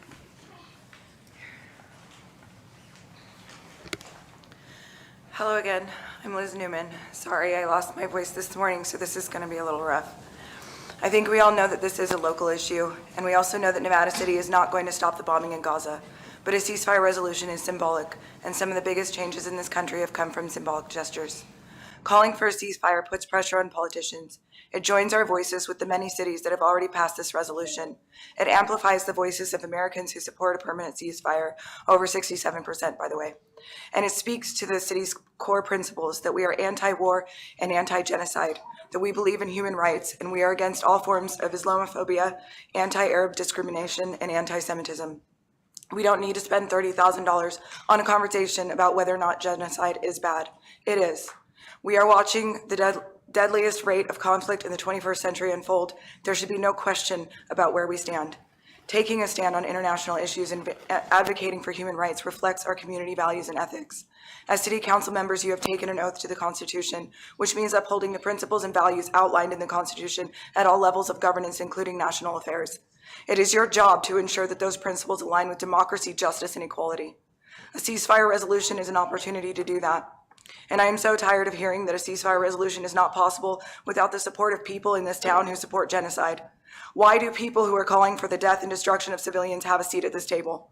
Last week, Israel bombed an orphanage. They also executed 13 children between the ages of 4 and 16 at Al-Shifa Hospital. They shot a doctor in the head for refusing to leave his patients in a hospital under siege where the IDF was raping and beating pregnant women. Nearly 40,000 civilians are dead, over 17,000 children orphaned, and 1.9 million people are facing a man-made famine. Some of the most heinous war crimes have been committed against the Palestinians for the last 6 months, and they are continuing right now. Since when do we defer to and protect the feelings of those who enact, support, and enable genocide? I know you're trying to be inclusive, but at some point you need to look at who you're including. These are people who are okay with slaughtering tens of thousands of innocent men, women, and children. Stop giving a voice to those who are calling for revenge and death. Give a platform to those who call for peace and humanity. Amplify the voices of those who call for an immediate and permanent ceasefire and humanitarian aid. Stand up for humanity. That is a true representation of this community. I know you guys want to do the right thing, so stop trying to please everyone. Use your best moral judgment. 40,000 lives are lost, and every single one of them mattered. Stop wasting time, stop wasting money, just do the right thing. Thanks. Thank you, Liz. Hello, my name's Kiana. I'm a Nevada City resident, and I hope you hear me. My hope is that this is a successful conversation where we can find a path forward and not just an expensive way for the ceasefire discussion to be put off or dismissed. I believe in a permanent and lasting ceasefire because I do not believe that killing over 32,000 Palestinians is a pathway to peace for anyone. I believe in equal rights, and I do not support genocide of any people. I do not believe that view is anti-Semitic. Over the last few months, I have seen many community members peacefully and passionately express this view, in addition to the 350 signatures and 40 businesses that signed in support of this resolution. I've been watching these kinds of facilitated conversations unfold, and almost always I do not see equal, or in many cases, any direct representation of Palestinian voices. I've heard that there may be an Arab co-facilitator present, and if that is true, that leads me to question why their information is not included in the agenda. I also find it worrying that the word ceasefire is not mentioned at all. I still have a lot of questions about how the community stakeholders will be chosen and how transparent the conversations choosing those stakeholders leading up to the meeting will be. Also, what kind of precedent this meeting is meant to set. I've heard that you need a process to move forward. I hear that. I'm absolutely willing to work together and hope that you feel the same way. That being said, my ultimate goal is for our city to make a clear statement supporting a ceasefire so that we can join the forever growing number of cities who have passed similar resolutions. I continue to urge you to put a ceasefire resolution on the agenda, even to pass it, and let this upcoming facilitated community conversation be used to craft the wording of the resolution like many other cities have done. I hope to receive more clarity on what to expect and ideally would like to get that information, especially about the additional facilitator, before passing this agenda item. Thank you so much for your time. Thank you, Kiana.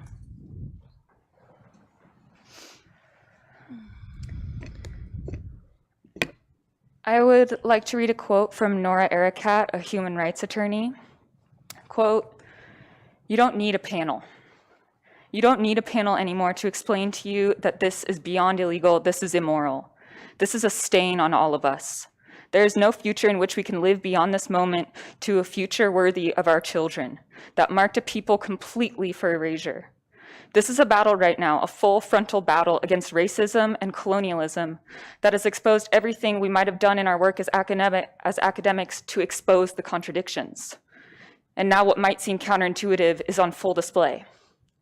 So this is why there's an even greater disdain for the law in this particular moment than there ever was before, for those who believed it was simply a tool of oppression and a fig leaf of power. Law is power, and I think that in order to be used on behalf of emancipatory struggles, it needs to be wielded in the sophisticated service of political movement, because political movements are power. You are power. And just as the law has been disappointing, so has the media that hasn't done its job. So has government, which hasn't represented the people like it's supposed to represent them. 80% of registered Democrats have demanded a ceasefire, and yet a Democratic establishment is opposed to it. Academia has not done its job. The bastion of knowledge production, education, which should be providing context, is instead a tool of repression, is creating a precedent that will establish a right-wing atmosphere for other movements in the future to come, unwittingly or wittingly serving a far-right agenda. So this idea that these establishments, these institutions have disappointed us is not just targeting the law, but across the board it's targeting all of us.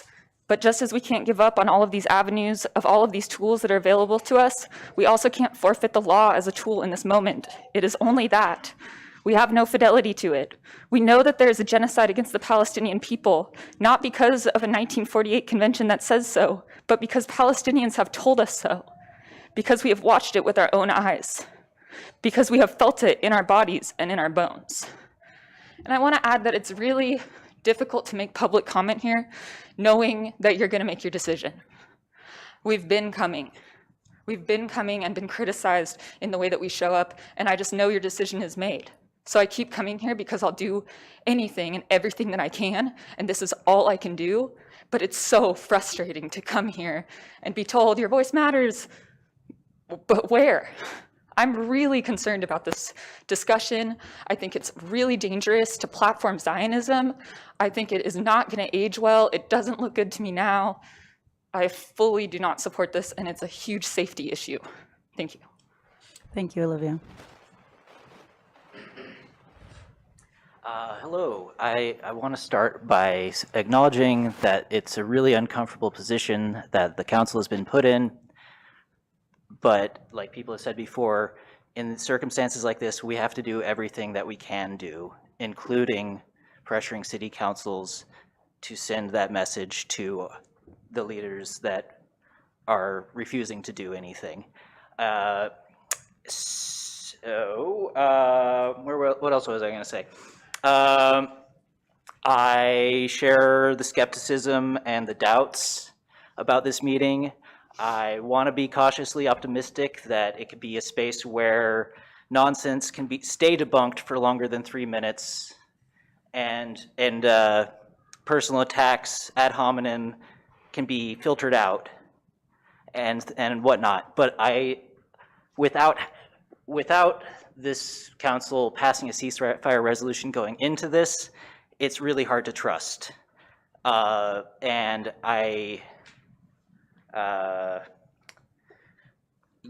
So the arguments against passing a ceasefire resolution, I strongly disagree with all of them, and I will gladly talk to any of you about that. I'll try to forward you all my emails, my email address. Don't really have much else to say off the top of my head, so. Would you mind sharing your name with us? Hi, I'm Jesse. Hi, Jesse. Thank you.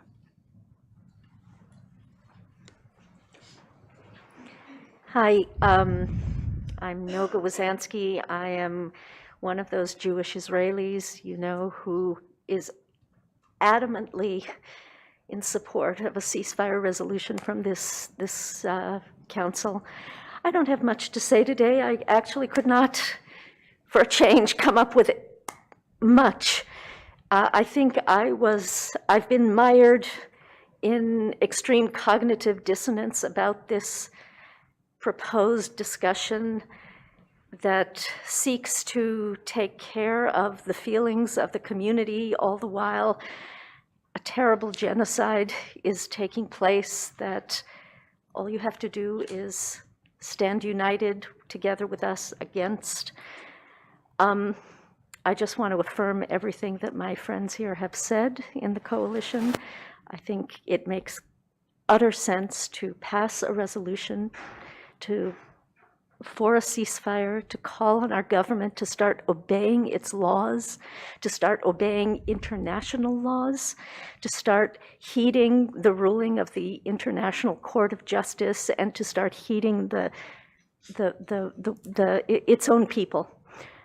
And then we can talk about the impact on our community's feelings and work them out like adults. I will be here to participate in that conversation when it happens. I know your decision is made, but I still would like to encourage you to please pass a ceasefire resolution before that so that we can have something concrete to talk about. Thank you. Thank you, Noga.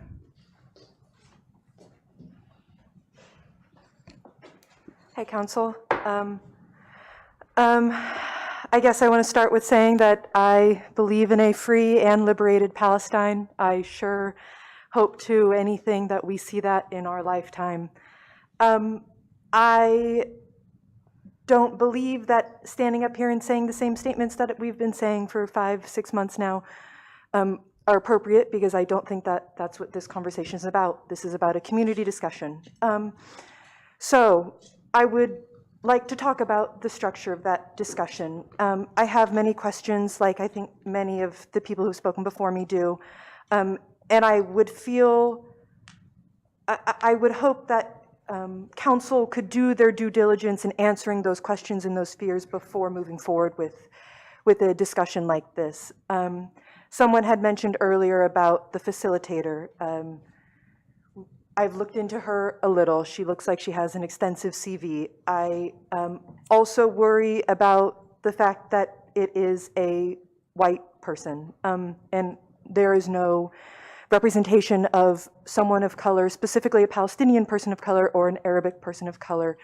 I worry about if we do find someone to kind of bring their voice to the table, will they be compensated equitably the way that this person is being compensated?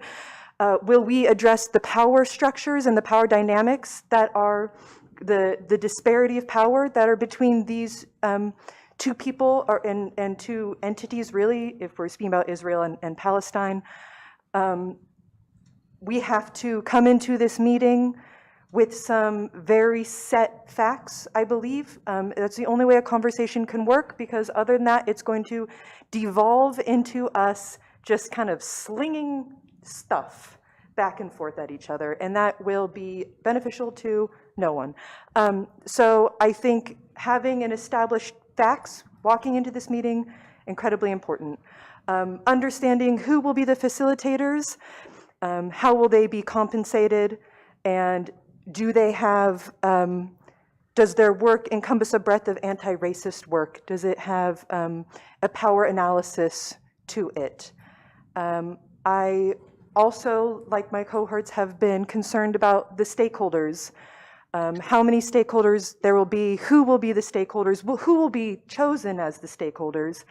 I kind of remember a while ago, it was like people could elect, a group of people could elect their own stakeholder, and that person could speak. I also think about the labor that our coalition has done to get this to you at this point, and why we have not been involved in this process as well.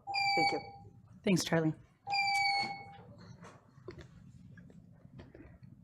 My name is Yasmin Bachamaya. First of all, thank you for your work. Thank you for trying here to do something. I acknowledge that. I acknowledge that this isn't easy. This is uncharted territory for you all. And, you know, through your council experience, I know you've been making a lot of major efforts that do really enrich, benefit, and root our town in more equitable ways of being. I do echo all of the sentiments from people that have spoken before. And for me, I feel very concerned about a facilitated discussion that is going to take time. You know, there's a time for process, slow process, or, and I know that you'll value process. I value process too. There's a time for process and building capacity, and there's a time for urgent action.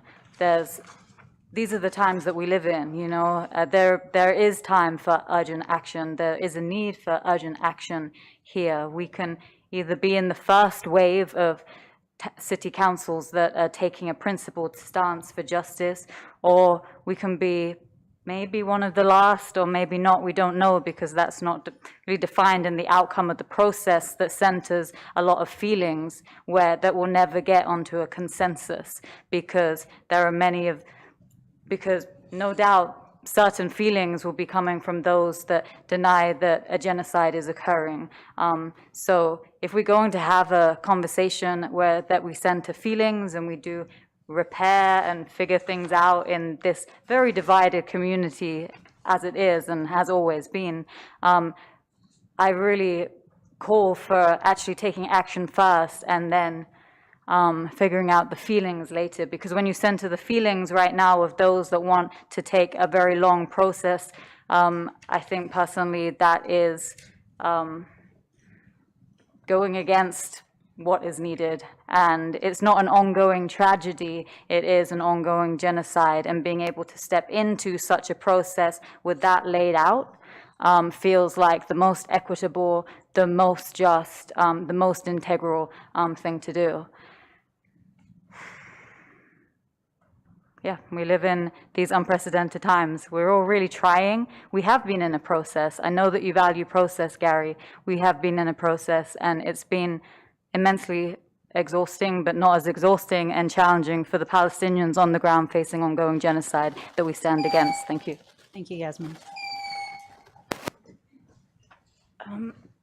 My name is Ian. I just walked in here 10 minutes ago, so I admit I'm lacking a bit of context, but right off the bat, I find it weird that we're having to address this during an agenda item when the agenda item doesn't say ceasefire or genocide, and that is what we've been coming here for months to talk about.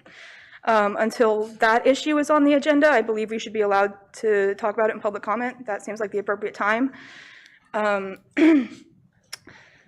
where to even start with the meeting? I talked about it last time, but I think the thing that stands out the most is how much of a kick in the face it feels like to all us organizers to have sunk so much labor into building and sustaining the momentum in this community for months, despite all of the backlash and the violence and everything that we faced, only to have all the momentum that we've built co-opted into this process that isn't going to be helpful, that's going to be harmful. It's an extremely frustrating turn of events. And I mean, I wish I could have faith in this council in handling this appropriately. I would really love to have faith in that process, actually, because we all feel just completely broken. We want to have faith in something. We want to believe that something will work. But unfortunately, every interaction I've had with you personally, one-on-one, and in this room, and everything that I've read about what's put forward for this resolution, it just doesn't leave me any room to have faith in the efficacy or the safety of this endeavor. Please put a ceasefire resolution on the agenda without putting $30,000 into a community discussion. We don't need to discuss beforehand whether it's okay to call for a ceasefire. We know that it is. I understand you wanting to address the turmoil in the community, and that's fine. But how dare you put this as a stepping stone towards like the least, the smallest thing that we could do.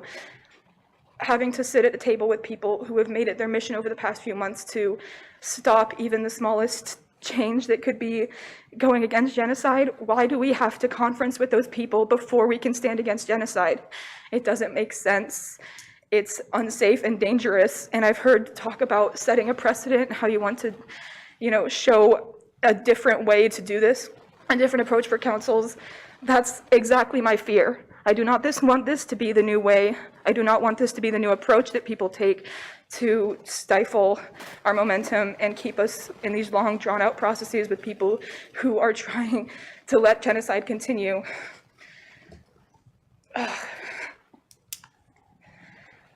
Can you please do better for your community? I don't know how many more times we're going to have to ask you. Thanks, Ian. All right. Thank you all for your comments, for your concern. I'll speak for myself in saying that I have heard you, all of you, your concerns and your comments. I do want to clarify a few things. I'd like to start off by saying that this process is happening far too late in the game. We all know that. Everybody on both sides of this table knows that. I wish that I would have been starting this process months ago, right? And the fact is that this process will not move fast enough for people in this room, myself included. But this is where we are right now. I do believe, however, this is an important and necessary process. And I want to clarify, this is not just a conversation. This will be a process. This is not a conversation about feelings. This is not a conversation with people expressing their feelings about genocide, as some have suggested. It is a community process used to determine the best way to move forward for local government and our community, okay? This council has no precedent for an ask like this. In my nearly 4 years on council, we have never weighed in on anything that's happened internationally. And for cities who have, they perhaps had a clearer path. For cities who have passed ceasefire resolutions over the last few months, guess what?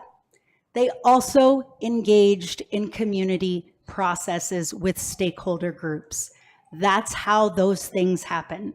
They engaged in a process to craft language best suited to the needs and preferences of their individual communities. Resolutions are not pulled from thin air. It's not something we grab from Google. Sacramento just passed a ceasefire resolution as the result of a public process that began in January. And whether you like that ceasefire resolution or not, a lot of people were unhappy. That process took 2 months and a lot of money, because guess what else? They also did this with the help of a consultant. Most places do. This is how we get to those places. How did Oakland get there in November? Because they have dedicated staff that they can put on that, because their budget is 100 times more than ours, because they have a precedent and a path forward to do something like this. We don't have any of that stuff, okay? And I know right now I'm talking about resolutions a lot. I also want to be clear that a resolution is not a guaranteed outcome of this process. It is a possibility. Nevada City is looking to come away from this process with action items. What those action items will be determined by the process. As Yasmin and others mentioned, we are charting a new path here. And this is not a different approach for councils, Ian. This is the approach that other councils take, engaging in a community process with stakeholder groups. Yes, Olivia, that's how it goes. All right, that's fine.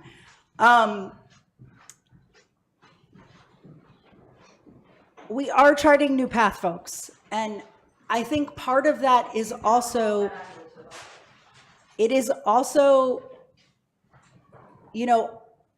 I'm certain that this is not the last time that we are going to be asked to weigh in on the horrors of the world. I'm certain of that. One can look at our political climate and know in this next election around, this might be a regular expectation of councils, of local jurisdictions, and it hasn't been before, right? So I know that there are bleaker times ahead, and when that next time does come, we can be one of those cities with precedent and a clearer path to meet the needs of the times and the community. We unfortunately cannot change the reality in Gaza right now. And I truly believe that if this council could, we would have taken action by now.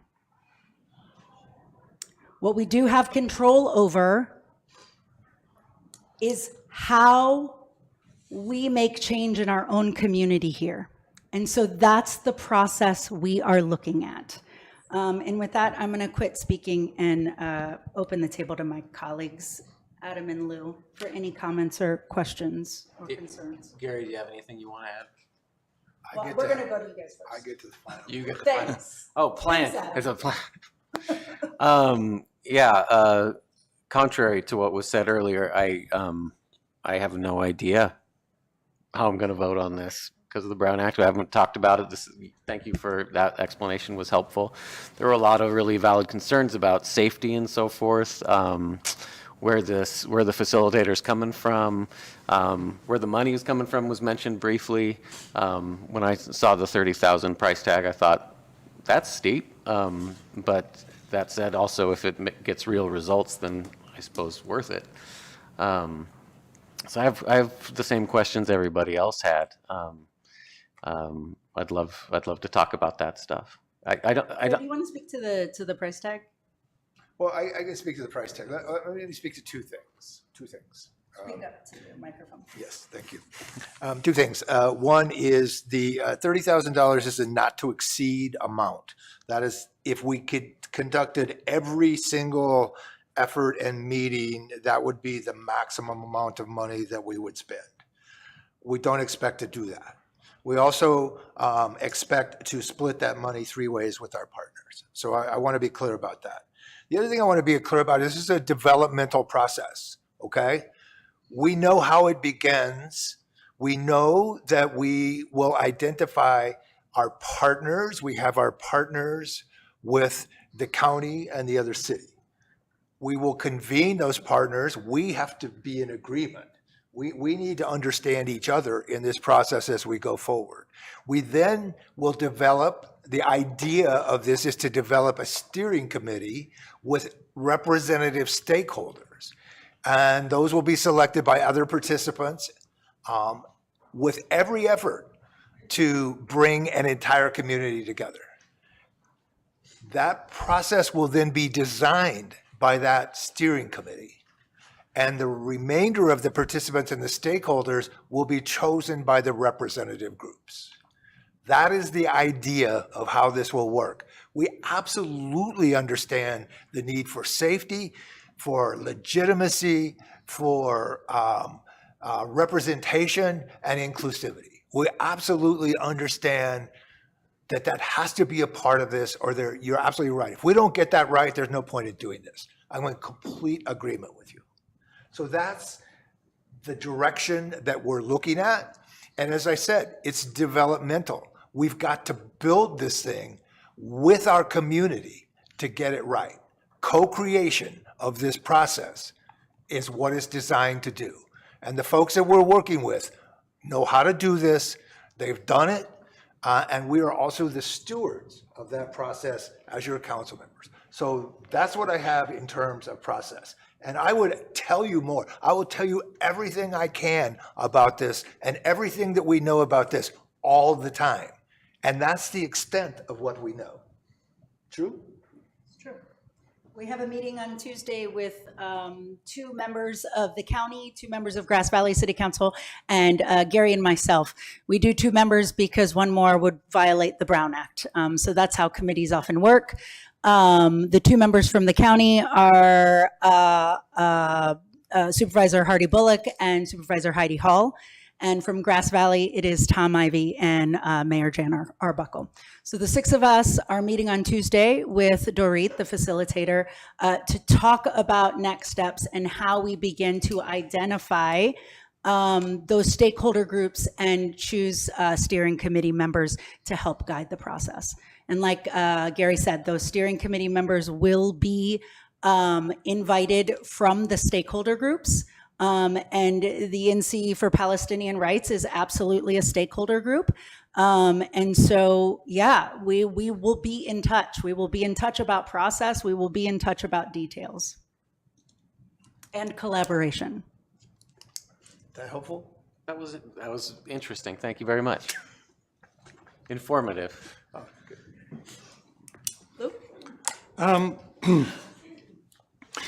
First of all, speaking generally, we do need this process.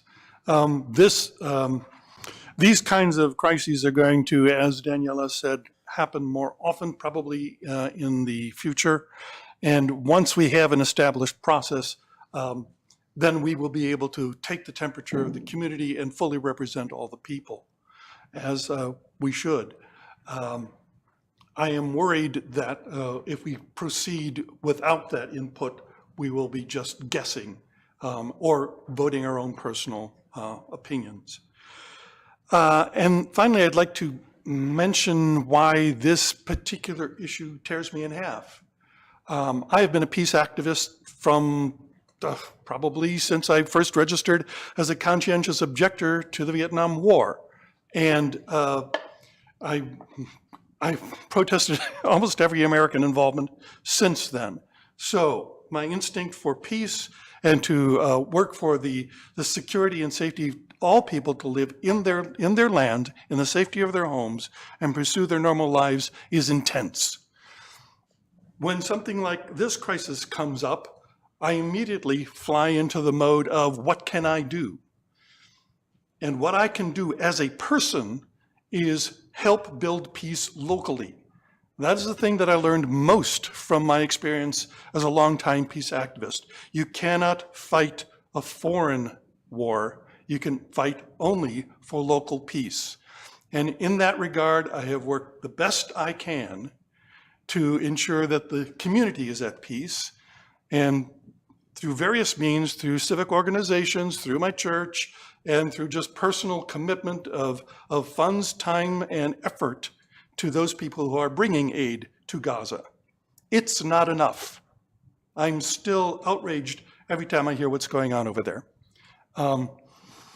Then I have the other half that's turning me in the other direction, which is my duty as a civil servant to this city, to the people who elected me. They elected me to help run the city. They elected me to help know the details of things like, what is a community officer doing in a school? They elected me to know, what are we doing to replace the sewer lines that keep breaking down? They elected me to know whether or not we should have A-frames on Commercial Street advertising businesses. They also elected me to represent their opinions. And I, at this point, do not know the other side. I've been listening to 5 months to this side and have heard very little from other people, other than people I've directly asked.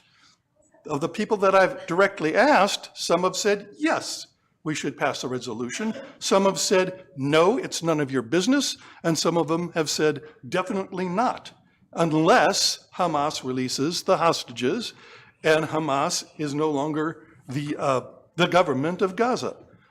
So I don't know who I'm representing when I represent when I take a vote on the ceasefire resolution you propose.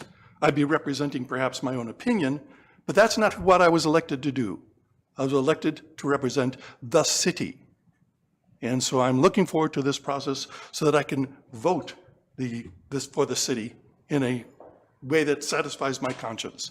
And I will continue to work inefficiently and desperately as I can for peace in the world.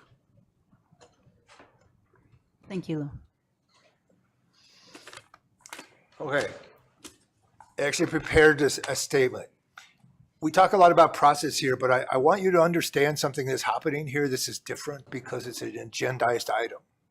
So this is the first time we can respond to you. That's how this works. We cannot legally respond to you in public comment. We can meet with you, we can talk to you. But there's an agendized item, and this is why your comments were moved here. And now you have asked to understand why we are the way. I'm going to tell you where I am. Some of us were lucky enough to grow up in Nevada City and its surrounding, while others found our way here and decided to stay. What binds us together is our sense of community. A community, by definition, is a group of individuals who interact based on shared interest, values, and objectives. What makes Nevada City special, even different, is our ability to find common ground more often than not, our willingness to work through disagreements when they arise. I understand communities as living systems that must work to maintain equilibrium amidst ever-changing circumstances. Homeostasis, the biological dynamic steady state central to all living things, is how we must function as a community if we are to survive. Just as ecosystems use homeostasis to regulate themselves to achieve balance, communities must employ various processes like social norms, governance structures, and cultural practices to ensure stability and coherence. Similar to the intricate balance of biodiversity and ecosystems, the interconnectedness among individuals within a community is vital for maintaining equilibrium. Each person's contribution to social cohesion, trust, and mutual support networks stabilizes the community, creating resilience that ensures survival from internal and external shocks and pressures. We're currently living through one of the most disruptive increases in shocks and pressures in modern history. Just as the loss of keystone species can upset an entire ecosystem, disruptions to key social structures have profound effects on communities' stability and survivability. The COVID-19 pandemic has broken many things, the full extent which we don't understand and we're still grappling with. Meanwhile, ongoing challenges to democracy, both domestically and internationally, affect our local community.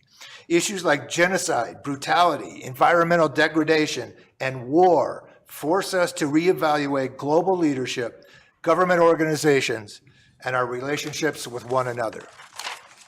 When I first took office in 2000, our community was reeling from the physical attacks of August 9, 2020 on protesters by right-wing counter-protesters.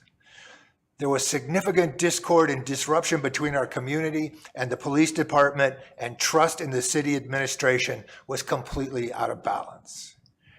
This council and the one before it took unprecedented steps to restore equilibrium, community harmony, and stability.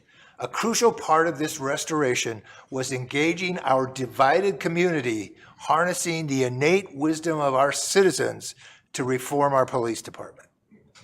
This process involved several components, spanned several months, and ultimately shifted our police department's approach from a warrior mindset to a guardian mentality through community policing practices.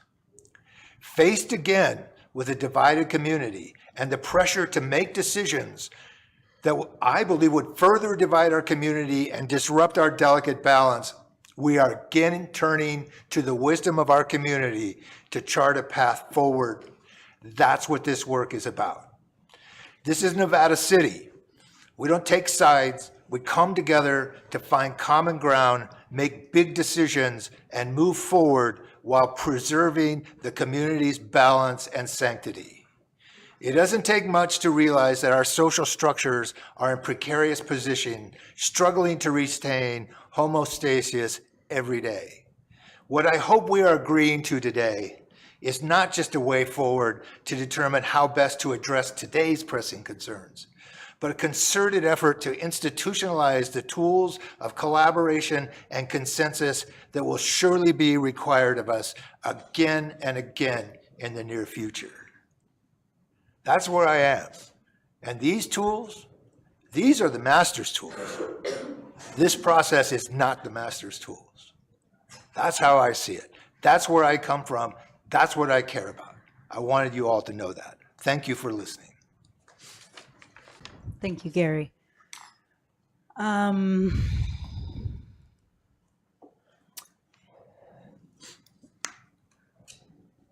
looking for a motion to call for a community conversation and approve the agreement. I move that we conduct a community conversation and approve the agreement with the facilitator to conduct the process. I second that. Great, we have a motion and a second. Gabby, roll call, please. Councilmember Cece. Yes. Councilmember Klein. Yeah. Vice Mayor Peterson. Yes. Mayor Fernandez. Yes. Motion carries 4-0. Thank you all. Thank you.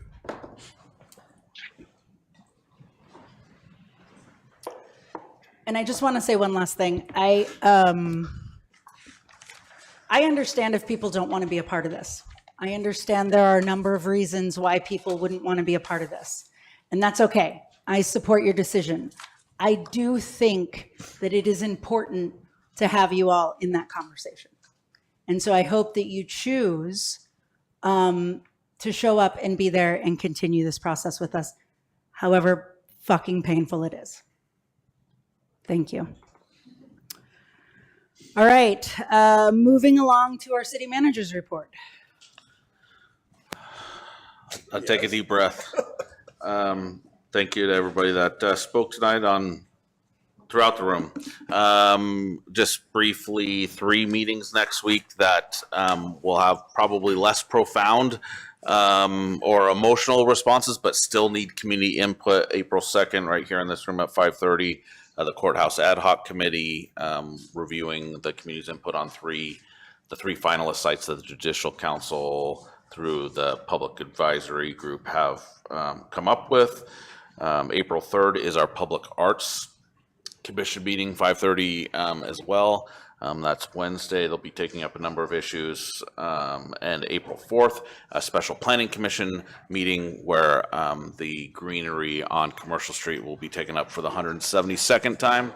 Where we'll be revisiting that to, work through the process and get a resolution that will work for everyone. All those agendas will be posted this Friday on our website, and we would love to see anybody that has an interest in any of those topics there. And if you can't be there, you can provide your comment in writing, as many people did for this evening's agenda items. And that's all I have for you this evening, Madam Mayor. Thank you so much, Sean. And now we're going to do council member report backs. Lou, tell us what you've been up to. The Sacramento Valley League of Cities meeting was a week ago Friday? A week ago, last Friday. Very interesting tour of Loomis, giving us many ideas on how we might promote our downtown area. That was pretty much it as far as public meetings that I attended, because I then went off to New Orleans to sell books, which I'm glad to say I did make a profit if you don't count the airfare. And partying? Well, I was threatened with arrest, so I guess that counts. What was the charge, sir? The content of my books offends some people. Let's just put it that way. Might be illegal in Florida. Yeah, it would be illegal to say the word. Yeah, I publish a gay and lesbian press, in case the public doesn't know that. Yeah. And at the same time as the meeting that I was attending was the Tennessee Williams Literary Festival, and there were some librarians upset that my books might end up in their library. And I also want to comment on consent item 8, just a little bit, just personal history that I attended one of the first gay pride parades in Tampa in 1996. And that in that particular march, there were more people in the march and the parade than there were people watching it. And it grew into the largest gay pride event in the southeastern United States. So I'm hoping the same for the folks that are putting on the event that we just approved tonight. Thank you, Lou. Gary? Well, I mentioned earlier, Pioneer Energies attended that board meeting. There's some really interesting programs coming you'll be hearing a lot more about. But I'm kind of done. Yeah, for sure. Adam?